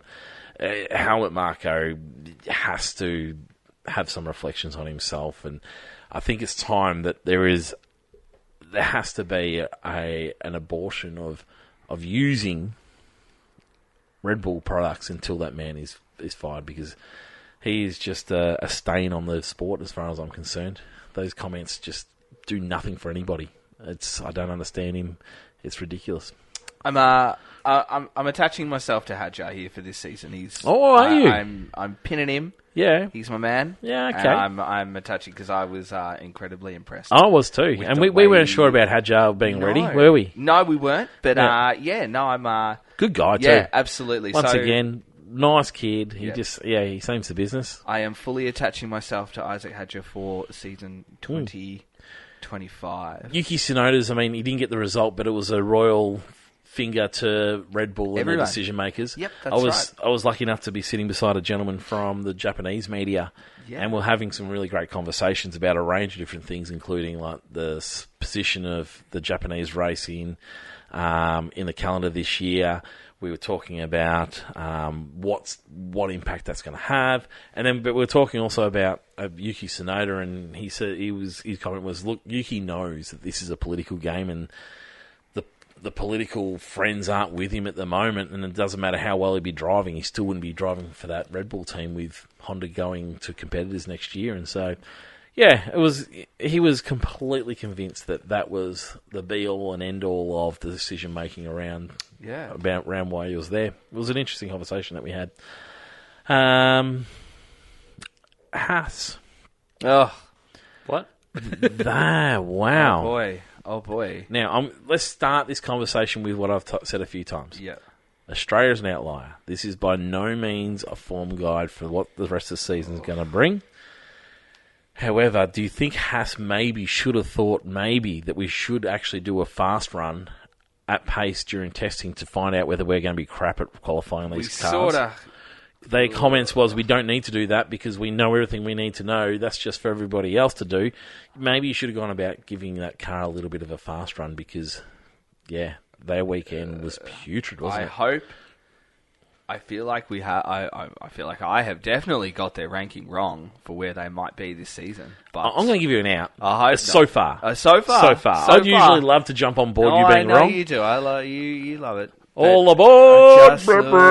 Tristan's wrong. Get on the wrong train. Tells me, there was nothing that indicated that they had continued on from last year. The most concerning part is they had no idea why. No. There were things that they were seeing in Australia that they had not seen any evidence of at testing. So whether that's the outlier situation didn't help that Behrman... had the weekend, really, up until the end of Sunday, it was just, if it could go wrong, it was going wrong. Then I got a feel for Behrman. You got a feel for him? Yeah. Do you? Really? Like, he skittled off and everything like that. And then, you've got to replace everything. And, you have an off as a rookie and you think that's pretty shit. Like, where I've got a feel for him is that immediately after rebuilding the car and get it all back together, gearbox shits itself. And it was my fan frenzy after question. going through the traps, though. It wasn't like it was it's done itself in out of no reason. He openly said he overdrove it and was asking too much too early. Yeah, which made no sense to me. Like, for a man who secured a seat, again, just settle down, just start doing some things. Yeah. He smashed the car in the wall. The gearbox is always in some trouble because they didn't actually replace it, I don't think. Absolutely. So that wasn't a replaced. I could be wrong, but I don't think it was a replaced gearbox because what they saw out of it was going to be alright. But, yeah, I mean, you trash your car, you're going to have to expect some things aren't going to go back in properly. Even if it was a replaced one, you're running the risk of things if you pop that in and don't do any running before it, and which he didn't get to do any running before it because he put it back into the sand traps in practice 3. So Yeah, that was it, yeah, it was nice for him to be able to finish the race. We never saw whether they had any speed or not because the Haas didn't have any speed at this race. But yeah, it was certainly a weekend to forget for the man. But hey, who had the worst rookie weekend? He finished the race. Hadjar didn't get to start the race. Doohan got only 5 corners into the race. I would probably say that the worst. I kind of feel like Behrman did. Really, Yeah. like I think he had the worst one, even though he finished. There were no signs of positivity. He kind of. Doohan looked on top of his teammate. Yeah, his result helped Hadjar him had because some great speed. 8 or 7 in front of him didn't. So it was gifted. Really, he Yeah, was. yeah. He was gifted 7 spots to begin with, or 6. Yep. And then just Lawson's the other finished. option. Yeah, Lawson had Lawson. He showed nothing. Yeah, no, actually, it's fair. Showed nothing and was out on top of it. Yeah. So yes, I'd probably say Lawson. Yeah, because Behrman saved himself Behrman by comes through second by finishing. rolling down the hill. Yeah, rolling home. Who had your worst rookie weekend? Sheer performance would probably just be Behrman, unfortunately. But as in terms of like a flop, would have to be Lawson. Like, you hype him up so much. Like, he's in a Red Bull. He's going to be in the top 8. Like, here we go. And then just does practically nothing. So, yeah, Lawson's a flop. But in terms of worst rookie performance, it unfortunately goes to Behrman. Sorry, dude, if you're listening to the podcast, but... Of course he is. That was just... Yeah, exactly. Zero to hero was Antonelli. I mean, Antonelli could have been... He could have been off the track so many times. And he could have had all sorts of things happen to him, but he just kept on punching along. And I like his pluckiness. I like the pluckiness of the young fella. But it was made for an incredibly interesting race weekend, I thought. With all that going on. Alrighty, let's get into what we are looking forward to. All signs. That is all signs. That's awesome. So awesome. All signs. Not all signs. I've had lots of feedback on the way that I'm pronouncing that word. Can I say it any differently? You say it now. War signs? Did I say it any different? You say it now. Or signs. Okay, yeah. So AWE signs. Thank you very much to All Signs for looking after us. Wonderful, wonderful supporters of our program. We've got race rankings. Who's it going to be? Now, what are you doing? Are you writing this down in a notepad? Yeah, to make sure I've got it for the People's Championship. For the People's Championship, I've got this is on computer somewhere. Someone wants an invitation on back. on my desktop. Yeah, well, I've got the desktop he at home. recorded all the information for us last year. Wants an invitation back. Yeah, Is that a new absolutely. notebook, Sam? Did you buy that new? It is No. new, isn't it? Yep, it is. Sam's from- notebook. Oh, and he's got a new one for you and everything. That's not been used It's not for me. before. That's his. Oh, God. Yeah. Oh, boy. That's right. That's big. It's big. I like it. Alrighty. So, 3, 2, and 1. And then we're going to get into the other day, which is probably my favourite. 3, 2, and 1. Who are you going to have? 3 to Max. Okay. 3 to Max. Tell me more. Just brilliant. Really downplayed the Red Bull. Masterclass in the wet. If you haven't seen lap 43 to 46 on the onboard, watch it, because I watched it yesterday and it is absolutely first class and really, really nearly led into turn 1 and a phenomenal qualifying to be third. So yes, Yeah, it's interesting. I still find it quite interesting the drop off that he had mid race once overtaken by those cars, Yeah. geez, they fell away quick, those Red Bulls. So, They yeah, did, it was yeah. interesting. It's interesting. Not a knock on Max. No. Just it was interesting. Yep. 2 points, Tristan. 2. Oh, jeez. 2. I mean, flip a coin for either of the McLaren boys. But I mean, I guess it has to be Lando, doesn't it? As much as I felt that Oscar drove better, just has to be Lando for winning. Okay. Yep. All right. Yep. 1 point.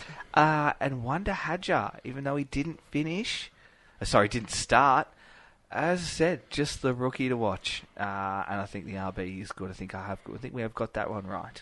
Okay. In terms of what the Racing Bull is going to do Which this you year. were very unconvinced by that one. No, I was convinced by the RBs last week. They were mine. No. By the announcement of the driver. Oh yeah, he's not ready. I was with you. I think we're all with you. It was we'll just grab him because Yeah, he's there. we've run out of people. Yeah, so Hadjar, I said I'm hitching myself to him for this year. I think he's super good. So 1 to him. Okay. 1 in. What about you, Sam? Changing from my fan frenzy engagement, but I've gone 3 points Antonelli just to go from 16th all the way up to 4th. It was such a monumental drive for being a rookie in the wet. Just absolutely sells me that they kind of made the right choice. I wouldn't know what other rookie to put into a Mercedes, so really did well. And there were question marks about that one too. Is he the right man for the job? Shouldn't they be bringing in somebody else and trying to park him in a Williams or something like that? But no, he's certainly done a good job with that. I agree. Yep. 2 points Hulk, getting points in the green tractor. So very well done by Hulk. Okay. Who would have thought Sands would be so different? I like it. It's good. I like it a lot. Yeah. Yep. And then I gave my 1 point to Oscar for just doing the Stephen Bradbury Whoa. thing of all the way, like, just the Aussie spirit, like the battling Aussie spirit of you spun off and any other person could have just pulled into the pits, taken off the helmet and just soaked off. But he put on Inters, got back out there. Sensational send-up, Lewis Hamilton on the final lap. Yep. Just really did Australia proud. Yep. On the live broadcast as well, like to finish a home race and to still get points. Like, good on him. Yep, absolutely. I'm with you. For me, this is fun because we're quite different. For me, I am going to give 3 points to Kimi. I agree. I thought Kimi Antonelli on debut, coming in 4th position, I thought was quite impressive. I'm going to give 2 points to Yuki Tsunoda. I thought Yuki Tsunoda's FU to Red Bull, he was done in by strategy, nothing else. He drove really well in qualifying. And yeah, he was a great drive. I thought he did really well. He had a really strong weekend. Not something that we see always from Yuki, so I thought it was impressive. I'm going to give 1 point to our race winner because he drove a stellar race. However, it was in the best machinery, but it wasn't like things all went his way. It wasn't all just easy conditions. So yeah. Dud of the day. Let's talk dud of the day. Oh, boy, oh, boy, oh, boy. It has to be. Go on. Oh, I don't know, microphone there. It has to be Helmut Marko. Oh, okay, it good. has to be Helmut Marko for just the unnecessary comments around the rookies, and your rookie is the biggest failure of all of them on the weekend. So it has become the most irrelevant person in the sport. And then, not only then is his rookie, who he classes as an A-grader, done that, he's then gone and embarrassed him by saying how much of an embarrassment he is for showing some emotion. Oh. This kid has worked his way towards Formula One his whole career. Yeah, and then didn't get to start his first race and got upset. The way that race went would have been worst case scenario for any rookie. Yeah. You've binned it before you've got to the start line. His embarrassment is sky high. He's been working towards this his whole life, and the guy that's going around trying to promote drivers, produce drivers for Red Bull, goes and calls him an embarrassment to the world's media, is just disgusting behaviour from an arrogant, rich prick that can fuck off out of our sport. Because I tell you what, no, there is no excuses for that crap. He is an old man. He's an old white man that's never seen or ever been through something hard like this in his life. Or if he has, it's many years ago and he's obviously forgotten. But poor old Isaac Hadjar has gone through that emotion, and all he's done is lay the boot in. Piss off, Helmut Marko. You are a prick and you do not deserve a spot in our sport. I'm with you. Boy. It's a good one. You've taken one of mine. Well done. Oh, boy. I'm fired up. Go over to you, Sam. Sam's look is there's a look of fear. I opened the can of F's He's and like, here we go. oh my god, why did I break out the good notebooks? Yeah, I've just scribbled every single part that ran down. Man. Oh boy. I'm going to go in a very different direction. Cool, good. It's not difficult. Unusual for Sam. Not difficult. Inside of turn 7. Oh, really? Yeah, like the track limit just being so close to the gravel. How many times did we have gravel sprayed onto the track and they had to stop sessions, this, that, everything else? I know that we have the pinnacle of drivers here and they can push right up to the edge, but whether or not you just move the line a little bit more inboard, so then it stops them from driving right on the gravel. The gravel trap needs to be there because of safety reasons, but just move your margin a little bit so there's less spraying of gravel. Hang on. Whoa. Yep. I think he's failed this first one, Tristan, for the season. Okay. All right. But I also All we do, Sam, is talk about let's put some gravel in there, and it's going to restrict our drivers. They're not going to be pushing through You it. don't want gravel on the track. Don't go in the The gravel. other option would be is they're going to have to put some cement or asphalt there so the drivers can drive over it, which they'll start doing and start ignoring that corner.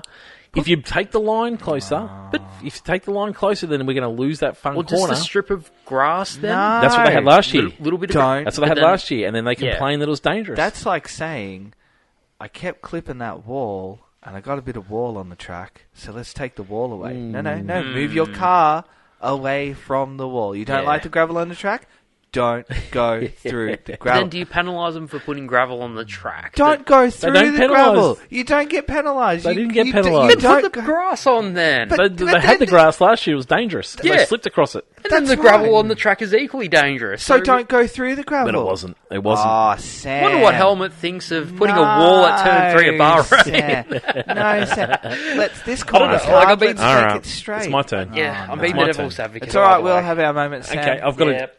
a good news, Tristan. I had a list. You've taken one, Oh, good. and I was like, oh, damn it, I've only got 2 left. Oh, and Sam But just... now I've put Sam in the Oh, dud of the day. good. Great call. I was already my own dud of the Great day for saying that call. Lewis was going to come first That's as well, but poor- I went with turn 7. Poor gosh, dud, poor poor dud. Sam. We'll add Sam. No, dear. I like it. I like it, Sam. No, it was an interesting one that, the consequences of making these changes aren't seen until we do go through a race weekend. But I thought when we first got into the race weekend and they put out a red flag for that gravel, I thought, oh, here we go, we're in for some trouble. But no, people adjusted over time. It wasn't a problem come right. race time at all. And it was a promotion for gravel. Let me give you the hot was a tip. promotion for Right, so gravel. helmet, I think I've covered helmet off. I've jumped on board your dud. No, Is everyone okay? I'm a little bit shook up. That self-entitled prick. Anyway, so I'm going to go George Russell Oh, what? as my dud. Okay. But an honourable mention to Haas. Okay. They royally messed this weekend up big time, but they're the easy one. George Russell, which people will be disappointed with. Your podium getter. Podium getter. Podium getter. From everything that we could see, he had a faultless weekend. Okay. They didn't have the speed, but he got through and managed to pick up some great points. Mercedes are even leading the Trophy. championship. I know. No, Yeah. McLaren. All right. No, Mercedes are leading the Oh, because championship. Kimi yeah. went back up to 4th, yeah. And okay. so it was from what people would have thought it was a great weekend. However, George Russell, you might have noticed this year, Tristan, is the team leader. Yep. And his comments about Yep. us not needing to worry about this car anymore and we can put all our eggs into the basket of 2026 before the first race of the year has even started Yep. is Suki Lala form, George. Okay. This is what we call a Suki Lala. You're supposed to be pushing along, building some momentum for this team, trying to G up all those people back at the factory, at the track for Mercedes, and the team leader's gone, oh, well, this car's rubbish. McLaren's too far in front. We can just focus on next year because this year's over. Even if you think that, and I'm worried if that's what you're thinking straight away, which is exactly what Norris said, even if you think that, you keep that crap to yourself or to just a few confidence. Because you've got to promote that team. You're the leader now. You're the big boy now. Put on your big boy bloody pants and act like a leader, George Russell, you big bloody sook. Oh, man. Sorry about that, Jace. Oh, he's going to be man. disappointing because he is a good-looking man and he's a lovely guy. But I tell you what, George Russell sooks it up far too often. This is a very aggressive episode. I know. I've been close to these guys and now I can make great I had a assumptions about them. mouthful of 3 Australian beer. Have you ready for your last beer? God. So we did open one a little while ago, I and it's a pale ale, Oh, Tristan. I guess. A pale I ale. guess. Mixed Thanks. with Red Bull. This is going to be fun. Yeah, Yeah, that's 'cause right. the beer's fun in there the first it is. place. All right. All right, cool. Australian pale ale, and Oh. this is the go-to beer for Australians these days. So anyway, that's our dud of the days. I think it's been fun. I think it's been enjoyable. And I think this is the new standard we have to set. Okay. Sometimes we don't have anything, but I tell you what, when there are self-entitled jerks, all these people need to put on their big boy pants, we're going to tell them about it straight away. Okay. Am I working with something for Dud of the Day in the People's Championship? Yes. No, we do not need No, it. no, We do not to no. record Don't worry. it. We Don't can worry. we can bring them up later on in the year if we need to. Yeah. F1.5, the greatest championship there is. If you're new to the podcast, yep. Tristan, tell the people about it. Yeah. F1.5 will be starting in about 6 weeks' time, 5 weeks' time. But what it is we will take the not real contenders who sit outside, those constant podium positions or those constant point scoring positions, and then we will put them in their own title of their very own to find out who is, I guess, sort of the best of the rest. Formula One is very much car-based. You've either Yes. got a car that's competitive or you don't. So you can confidently rule McLaren out. They seem to be out of it. But we'll, to be seen. Nothing official. Nothing. Oh, well, yeah, that could probably be official. That one, to be quite honest. But yeah, we'll look at what that looks like over the next 4 or 5 weeks and just see who is. Round 6 is Miami. Okay. At that stage, we've been to Australia, Yep. China, Yep. Japan, Bahrain, Oh, that'll do then. and Saudi Arabia. It's round 5. We'll Saudi then. We'll announce it. Saudi. You like to change it up. I wouldn't lock yourself into anything. All right, I think Saudi's okay. So what we do is we exclude the drivers and the cars that have the huge advantage. Like Tristan said, they're always on the podium. Yeah. And we allocate the winning points and the second points to the next best of the rest. So once we remove them from the points, what we find with this championship is that it's a great indicator of how people are travelling throughout the season that don't always get points, but because we start allocating them points based on their finishing positions, it gives you an indication. And sometimes you don't realise how well a driver's going until you look at F1.5. It is the real drivers' championship. We absolutely love it. It's very exclusive, though, because the poor, very good drivers of the world don't actually get to win this championship. That's exactly right. But anyway, it is what it is. So I'm looking forward to it. Prediction for me, I reckon we're going to... It's hard, actually. I think we're going to see 4 teams not in it. Okay. And I think it'll be after that. But who knows? Who knows? Wait and see. Yeah, exactly. Fantasy. We will talk about it another time. Fantasy. Thanks to Chris at Dr. Auto Art. How's my mic going tonight? I feel like it's a little bit sort of subdued. Well, I haven't enjoyed what That's you're okay. saying. So I can just turn you up. Just if you turn want. me down while we're... You want that? Oh, that's a little bit better. Oh, well, Is good, that a bit better? Good on you to wait for an hour and 42 minutes. I didn't know if it was me or not. I've been playing with my headphones. You're the technical director here, not me. Anyway, thanks to Chris at Dr. Auto Art. Then you do this. What? Then you add intonation with your voice and it goes too high. So that's why I turn you back down. Rude. Thanks to Chris. Thanks to Chris at Dr. Auto Art, who is jumping on board 2025 with his incredible artwork. Head over to Dr. Auto Art on Instagram, Facebook, Redbubble, all those kind of places. Website, sign up to his email, and you can check out some incredible artworks from Chris, who is sponsoring us once again. And the top 3 will be taking home one of his incredible custom handmade Formula One artworks to take pride and place in their home for as long as they see fit, I guess, which, I mean, for me would be forever. We've got 2 here in the studio and they look amazing, so thanks again, Chris. We've got 59 teams that have jumped on board so far this year, which is fantastic. So thanks to everyone who has jumped on board, who's ready to go. First round's in, points are in. Sam, you're here, so you're going to be lumped into this as well. Yes. Let's go through the Actually, top 10 hang on. so far. Tristan, did he outperform us? I don't know. I'll find out. Well, if he did, we're not including No, him. don't worry. I absolutely stuffed up. Nah, he did. He stuffed up massively. Excellent. All right, Absolutely. let's Look go forward to it then. through. Let's go through this. We're going to go through, and we've jumped on the brand new fantasy, which is the predict. So while I'm going through this, you two have to get your predict up as well, because I'll have you covered. And we're going to go through, we said on our little fantasy app, we were going to have a go at predict. So tonight, See what what we're it's going to all do, about. we're going to see what it's all about. You said you did predict, did you, Sam? I did hope predict, so, because if yes. not, you're going to be making something up for us. Yep, right. And then we are going to just go through the 10 questions of predict and whether you nailed it or not. And we're Okay. going to see who came out on top. So it's kind of a little Okay. inter-pod league here as well. All right, top 10 for fantasy looks like this. Paul Cook has absolutely annihilated the weekend with 240 points. A favourite of the pod. And leads for round one. Roman Merrick. Now, Roman got in touch with us over the weekend. Thank you, Roman. We read your message. We will jump on that next week because I don't have it up. But thanks for reaching out and getting in touch. He gave us all these sort of tips, which is really like, I'll just do a bit of whatever.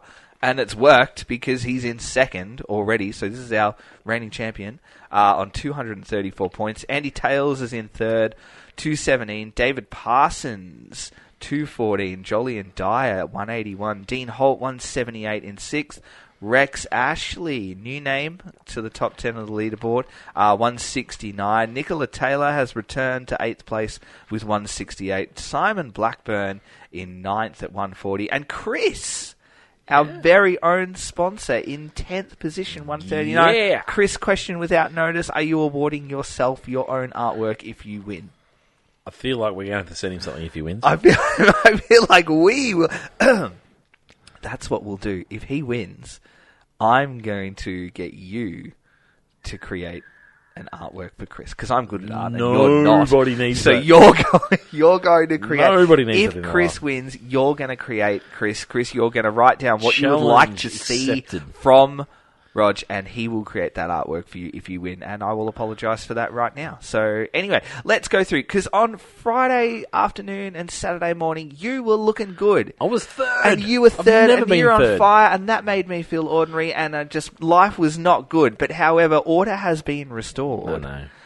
and you sucked it up big time. And if the competition across the weekend was picking the DNF in the order, I tell you what, I'd be a millionaire right now, because I did exactly that. However, the smart, handsome, creative person that I am played no negatives, because rookies in the wet equals not good results, and that's exactly what it was.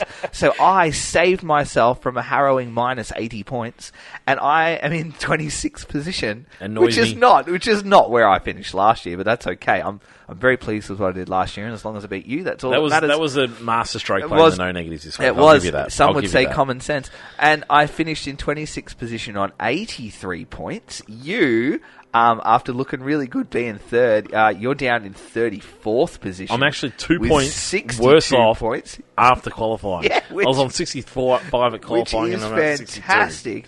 And then if we go all the way down, let's keep going. Let's keep yeah. going. Here we go. There's Paige. Thank God she's good at it, Sam. All the way down. There you are, Sam, in 53rd position on a phenomenal 7 points. 7. Which is pathetic. It's absolutely pathetic. My 4-year-old This could might do a have to better be the job last than pod you. he gets on. My My- 4-year-old could pick a better team than you. I might even get him to do that My tomorrow. F1.5 team actually did better than my main team. Uh, I actually have an F1.5 tester. We've moved on from F1.5. No, This is it's- fantasy. Don't pad Yeah. the air because you suck. Yes. So Hamilton got 4, 20 points for Piastri on the double, none for Yuki, minus 20 for Science, minus 10 for Racing Bulls, 2 for Bauman, and 10 for Williams. Minus 10 for racing. Yeah, Bulls. so that Ouch. hasn't worked. But let's go all the way down to the bottom. Let's go all the way down to the bottom with the bottom 3, which is Adam Hughes, Oh. a long-time lover and fan of our podcast, on minus 7. Oh. Minus 7. Ouch. Justin is Our also man, what's he? also on minus 7, and unfortunately played the extra DRS as Oh, well. God. He has had an absolute nightmare. Minus 20 for Fernando, 1 for Pierre, minus 38 for Sainz, because he put the double on Sainz, so it's double minus. Oh, Triple good on Lord. Piastri, which was 30, none for Yuki, 1 for Aston, and 19 for Red Bulls. And Daniel Rees, I just assume is officially giving up on fantasy because he had minus 17 across the weekend. he'll come So, back. You'll come back. Daniel. Unlikely. So anyway, that's it for fantasy. That is round 1. We are officially underway. Good luck to everyone this year. Except for you two. Sam, you're a non-event, so that's at least you're there. It'll be fun to go through your points. And thanks, Paige, for being the only person in the house that's good at fantasy. Actually, maybe we'll bring Paige. need to say that I would have thought. I know Sam. I would have thought Sam was okay at this game. I don't think you've ever been up there, have you? Have you ever had a successful year in fantasy? Now I think about it. Not. Not really, because Our friend Kingsley tried to get the lowest score each week last year. Yeah. and he did an abysmal He job did in the well. end because he somehow turned it around Yeah, by. well, accidentally, yeah. I'd have to say, but it's not your because game, is it? footy tipping never was either. Like, It's an I start. Right, I'm all going to focus this year. I'm going to focus this year, and then forget about it for like 5 rounds. I'm not going to do that this year. I'm going to stay focused this year. All right, predict. Let's go to predict. So Anyway, we're gonna do so question at a predict is- time. is the Predict new is one. a new game. We're going to have a go at it. If you've had a go at it, like send us in a message or a DM. Let us know how you went. We're not going to do a league. It's just going to be a little inter-team thing as much as you want to. It's just a bit of fun to add a little bit extra element to fantasy. All right, question 1, which was predict the podium. I got 5 points. How many points did you get, Sam, for that question? hold on. I thought we were going with our total points first, but whatever. Oh my gosh. 11 points because 11 points. That's great. Russell landed the Good. second. Oh, I got him at second, but Russell landed the podium, so Good. it got me in. Nice. Rog, how many points did you get for How do you Q1? get 5? Don't you get lots of 5 or 10 in this game? In predict? I just scored 5. For the first one? I got 5 for Lando. Yep, me too. All right, question 2. Question 2. Who would take poll? I had Charles, 0 points. Sam? Charles, 0 points. Yep. Oscar, 0 points. Okay, good. We're on fire there. Who qualities highest? Charles or Lewis? I had Charles, so 10 to me. Charles. Yep. Charles. Good, that's all nice. How far will Bortoletto get? I had Q1, ended up in Q2, and I went the double there, so fail, no points to me. Ooh, yep. Rog, what'd you get for that one? Yeah, I was Q1, so fail. Yep, but Sam. didn't double it. Q1. Yep. Yep. All right, cool. All right. Nice. Question 5, who's going to lead the championship? I had McLaren instead of Ferrari, so 10 to me. McLaren. McLaren. Interesting. It was between these two. I had McLaren too, so 10. Okay, Yep. good. Yep. Yep. Good. Who finished race ahead, Lawson or Antonelli? I went Antonelli. Antonelli. Antonelli. Good, 10 each there. That's nice. This is all going quite smoothly, isn't it? Who'll finish ahead? I went Behrman, Oh, did you? Yeah, I Oh, did. you punk. but no points. But I got no points. Why not? I don't know. It just says Behrman. Who will finish ahead? 4 other drivers began their first full Oh. season. Yep. So, yeah, I don't know. Maybe because no one No, scored points? sorry. My apologies. I've read that wrong. I had Hajar. Okay. Sorry. 0 Ah. for me. Okay. I had Hajar. Yep. 0 points. Oh, I had Hajar too. 0 Okay, points. there you go. All right, cool. Will and Aussie finish in the top? Yes, 10 points. Yes. I doubled that one. I didn't for that one. No. Will there be a safety car of VSC? Yes. Yes. Yes. And then the last one, how many classified finishes? I went 14. 16 was the correct answer. Would you go with that? No, you went for No. you went for 16. You went for 16. 14 Sorry, was the 16, correct answer. 14. Yep. Sorry, I'm getting confused with the Yeah. green. It's my first time out. 18. Yep. I went 15. Okay. So I was Ooh. There you go. over Split total difference. score Total score is 55 for me.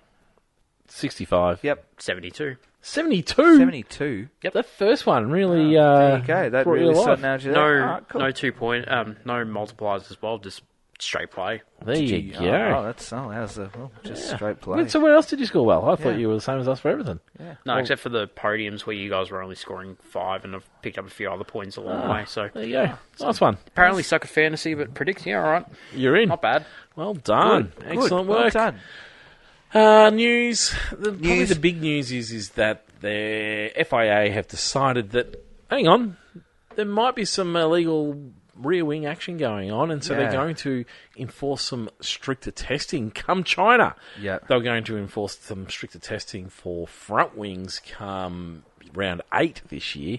But this is big. This is quite quick. They inserted some high-definition cameras onto some cars to go and watch these wings. Wings were opening up, creating a little gap where there should not have been a gap, and so they're going to go and do some stricter testing. I'm interested. I wonder why they can't just run cameras on these bloody things anyway. Imagine if we had a period, right, before the season started, where you went somewhere and you tested what you had, and the FIA could decide there. And maybe we gave it a name like pre-season testing or something like that. And you could do that there. Imagine if we had that. That'd be handy. Well, I think the issue is that teams are always developing new things, and so you've got to be continuing to roll the punches, which We is know that- unusual about this sport. People get frustrated with the sport because they do make some changes on the fly, but the teams have employed 2,000 people in some cases Yep. And 700 of those people, their jobs is to come up with solutions around these rules. And you do have to create some situations where you're going to change some regulations in the way that you're going to test things. Yeah, it's going to be like the 2 mil slot gap, which is like the McLaren little mini DRS wing. It's that's going to be heavily scrutinised, and that's now been reduced to 0.05 of a millimetre. So that's a big reduction. I think slot gap. That's the key thing they're looking for, is that you're now under that measurement. No, I think they you are giving less of an allowance by that much. But come this race, it's going to be 0.75, I think. Oh, okay. Yeah, so that's the allowance they're going to give. And then mid-season, we're going to have stricter rules around flexi front wings. Which is fine. That was announced fairly early on. I don't like that. But teams are flaunting the rules, so you got to change the way that you test it. You got to change the way that you look at it. You could have a real dramatic pecking order change mid-year, and I don't like that. I couldn't agree more. I don't like that. We could see that change. I don't mind it. You've got to roll with the punches here. Sam, thoughts? Is what it is, but like with carbon fibre, you need to have it flexible because if it's that rigid, then under the aero load, it would shear itself. Didn't like that beer. Didn't like that beer. That wasn't about your comments. He finally got stuck into the bale. It's so gross. It's like watching a 5-year-old eating Brussels sprouts for the first time. That was hilarious. But yeah, like if you have carbon fibre too rigid, it shears off. That's just materials engineering. So there's still going to be some flex, but whatever FIA deems to be like too flexible, whatever. Well, that's going to be fun to watch. Too flexible is when things move and create gaps. Obviously, is what they're looking at. Yeah, I mean, and it is simply that the testing, the way that they're going to test it is the thing that's going to change. And it's just about they're not going to allow so much variable in it. They're going to close that up. And so, yeah, I mean, how much of an advantage is this going to give to a team? Possibly something. I don't think it's going to be revolutionary. I don't think it's going to be completely throwing the order of the grid up in the air and just seeing how it lands. However, they won't be doing this for no reason. Yeah, and they are deliberately designing these parts to flex, and that's what they're trying to work. That's what they're trying to work their way through. If teams are deliberately trying to come up with ways around the rules, then you need to continually change the way that you do your testing. And so, yeah, I think it's fair enough. I don't mind it at all, to be honest with you. If you get information that a team's doing this, you're going to go and find a way to go and test it further. Yep. Yeah, it's not so much the rules change; it's just the way they test has changed, which I guess, changes the way things are. So that's probably the big news, isn't it? Out of Formula One at the moment. Anything else that you want to mention? Any other news that's come across your desk, Sam? Not really. No. We're going to China next week. It is a reconfiguration of the calendar, and I'm quite looking forward to it, even though my Japanese counterpart that was in the media centre with me wasn't so convinced that the Japanese Grand Prix should be so early in the season. His reasoning for that is because the Japanese year pretty much starts in May. You know how our year starts in January? Yep. It goes all the way through to December. Theirs starts in May and finishes in April. And so it's actually a really busy time for them to be having a race in Japan. And so it doesn't really suit. The other thing is it's cherry blossom season. That's really important to their culture. And they just don't need a Formula One race, which is one of them. He said it's one of their biggest events for the year. And he's just like, we just don't need a Formula One race in our world at that time. We've got plenty going on. He really enjoys having a significant time slot for the race in the season, for being really important at that time of the year. So, yeah, that was his reasons. But I'm quite excited about seeing that become third round and China coming to it. I think it's just going to throw a little bit of an unknown. Some conditions are going to change around a little bit, and yeah, I'm all for it. I don't mind that little change. Thoughts on the Chinese race coming up, Tristan? Just excited to be back racing straight away. I like the Chinese circuit. Yeah. I like the long straight. I like the last couple of turns where you long straight into a slow corner and then a quick little straight and then another little straight. I think it's quite fun. I like that last corner too. That's quite fun. Thoughts on China? Oh, absolutely Sam? love turns 1 through to 4 where you're going Yes, through the Snaily Boy. Yeah. There's Such a really, competitive. it's a fun track, isn't it? Yeah, I really love driving on the simulator. It's an absolute blast. It's just that some years we just get those very generic races, and then other years you have 2 front tyres exploding off the front of a Toro Rosso. And Yeah, absolutely. It's a good race time for us. Fantastic race time. 6 p.m. Fantastic However, race time. Tristan, we always say this. Yes. And then we have little people in our lives that get in the way of it. Little people. I'm hoping. Don't tell Sam he's little. I'm hoping, actually. I'm wondering whether my kids are actually going to join me for this race. I'm not sure if this is a good thing or a bad thing, but I do want to encourage Formula One I could bring Chucky to my kids. But yeah, so I'm interested to see whether my kids actually see it through with me. At 6 p.m, I'm going to have to eat dinner before 6. That has to happen. Yeah. And it's going to have to be a fairly simple setup because I want to be watching the pre-race as well. Yeah. But yeah, it'll be great to be Could this watching be a family-friendly viewing? Oh, not if I have a day of the day pop into my head. I was going to say, but the little man could come, and then if they don't want to watch, they can all go off and play together. Yeah, I feel like then we'll have to go and umpire and and supervise and those sorts of things. No, It could turn nasty. I reckon H should stay. We'll see how we go. So yeah, China is going to be there. What's your prediction? Oh, geez. You'd be hard-pressed to bet against the McLarens, but I kind of don't really know. It's almost like a full reset for me, isn't it, the season? Well, so and that's what throw, all the technical directors wanted. Throw a blanket everyone to over know. to them. So, maybe McLaren, and then maybe... I don't know, I just think Ferrari. I just think they got it wrong. Absolutely. I just think they just got it wrong. It's not that bad. Yep. So, yeah. I think we'll see Mercedes appear like they had a good weekend. I'm not Yep. convinced they actually did have a great weekend. No. They were off the pace by a long way. I think we'll actually see that gap close a little bit to the McLarens. Let's go with an Oscar into Orlando. Let's reverse the order there. And let's go Charles, because I think the gap between Charles and Lewis is a lot bigger than what I probably... not that I thought, maybe my heart told me it was going to be. So, yeah. Oh, man, I don't like agreeing with you, but I agree with you on that. I think it is an Oscar into Norris, into Charles. Yeah. Thoughts, Sam?